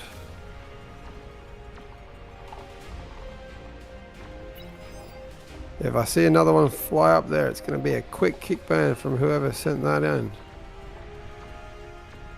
I mean, it's not going to change the result of this game, but it really makes a difference. Like, this stuff now cannot be seen until a radar's back up.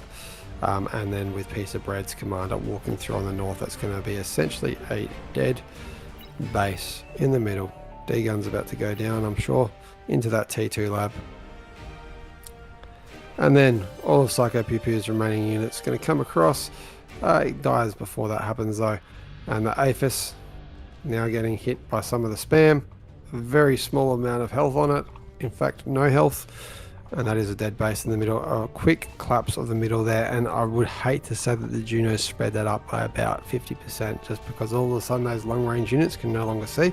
We do ask no offensive structures. That includes the Juno. We keep them on because quite often they are used so well defensively. If you've got a massive unit pushing out, like if they've got a giant ball of ticks that are going to run up a ramp, use them on something like that. Fantastic use. Same thing with EMPs. You can use them on, say, a ball of T3 that's charging towards you, but you can't use them offensively to wipe out a base or to stop production or to turn off the defenses so then you can push through them. This T3 lab is unfortunately going to go down just shy of getting that Razor back out.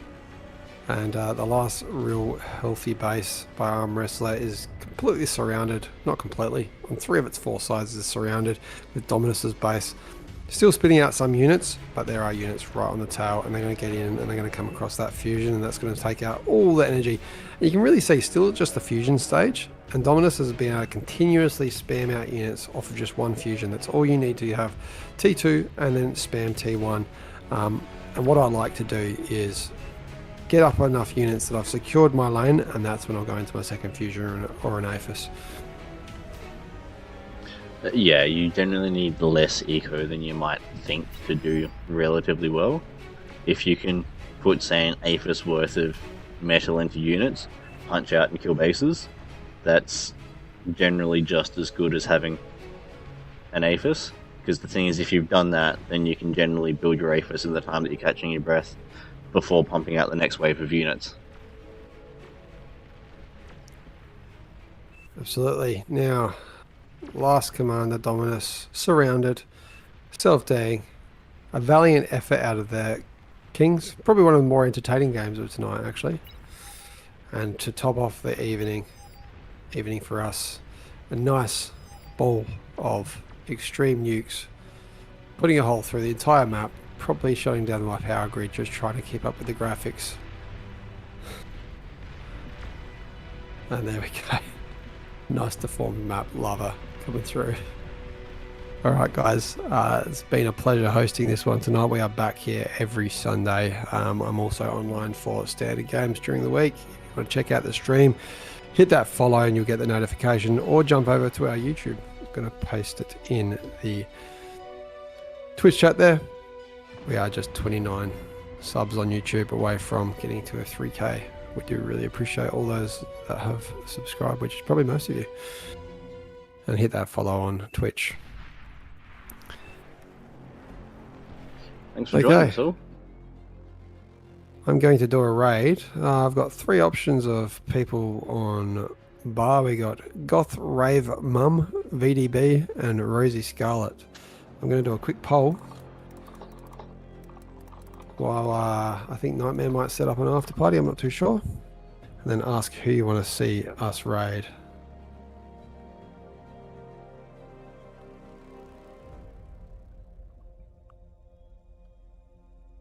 I feel like I should know what you've just said at the end there, but we did do a shout out for ourselves as AllReasonNoLogic, didn't we? Maybe. I think you did. Yeah, I did. We've had a few people asking this evening whether anyone can join these games, and the short answer is yes.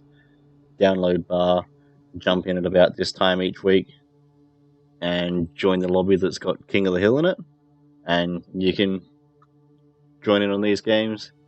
Anyone's welcome to be a peasant. For the Kings, we tend to stick to some more experienced players or people that have done some of these before, just so that we can have the Kings put up a reasonable showing.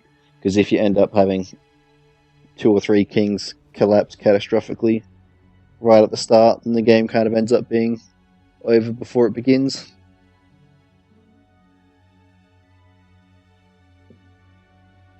Alright, we've got Rosie looking to be the one that's raided.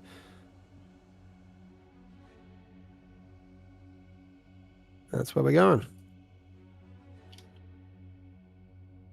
Cool. Looks like we've got an after party that's on its way, so that means that we can essentially call it a night.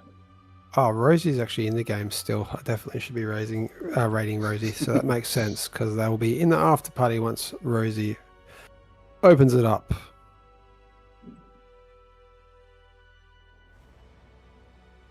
Is it looking... Yeah, Nightmare saying jumping to EU8. Go for it, Nightmare, if you want to do that. It does make sense to host it on a bit of a healthier lobby. I'd love to know what the most powerful AU lobby is, or server, so I can try and get that one each week, or we'll just host in EU. But we might lag a bit. And I reckon that's going to be pretty much where I wrap it up for our YouTube as well. Thanks everyone for joining us. It's been great to have you along, as always. And we will catch you all next time. Thanks, guys. And I'll just stick the screen on here. Actually, Rosie will see it. You'll see where the after party goes. Just follow that one. Beyond All Reason fans, welcome to King of the Hill by AllReasonNoLogic. Experience 2 or more teams facing off in epic scale warfare, where the Horde gang up on the Kings of the Hill. Kings start off with an economic bonus. They do their best to defend an onslaught after a no-rush timer expires. Test out your micro and defend against multiple players in variations of this game mode.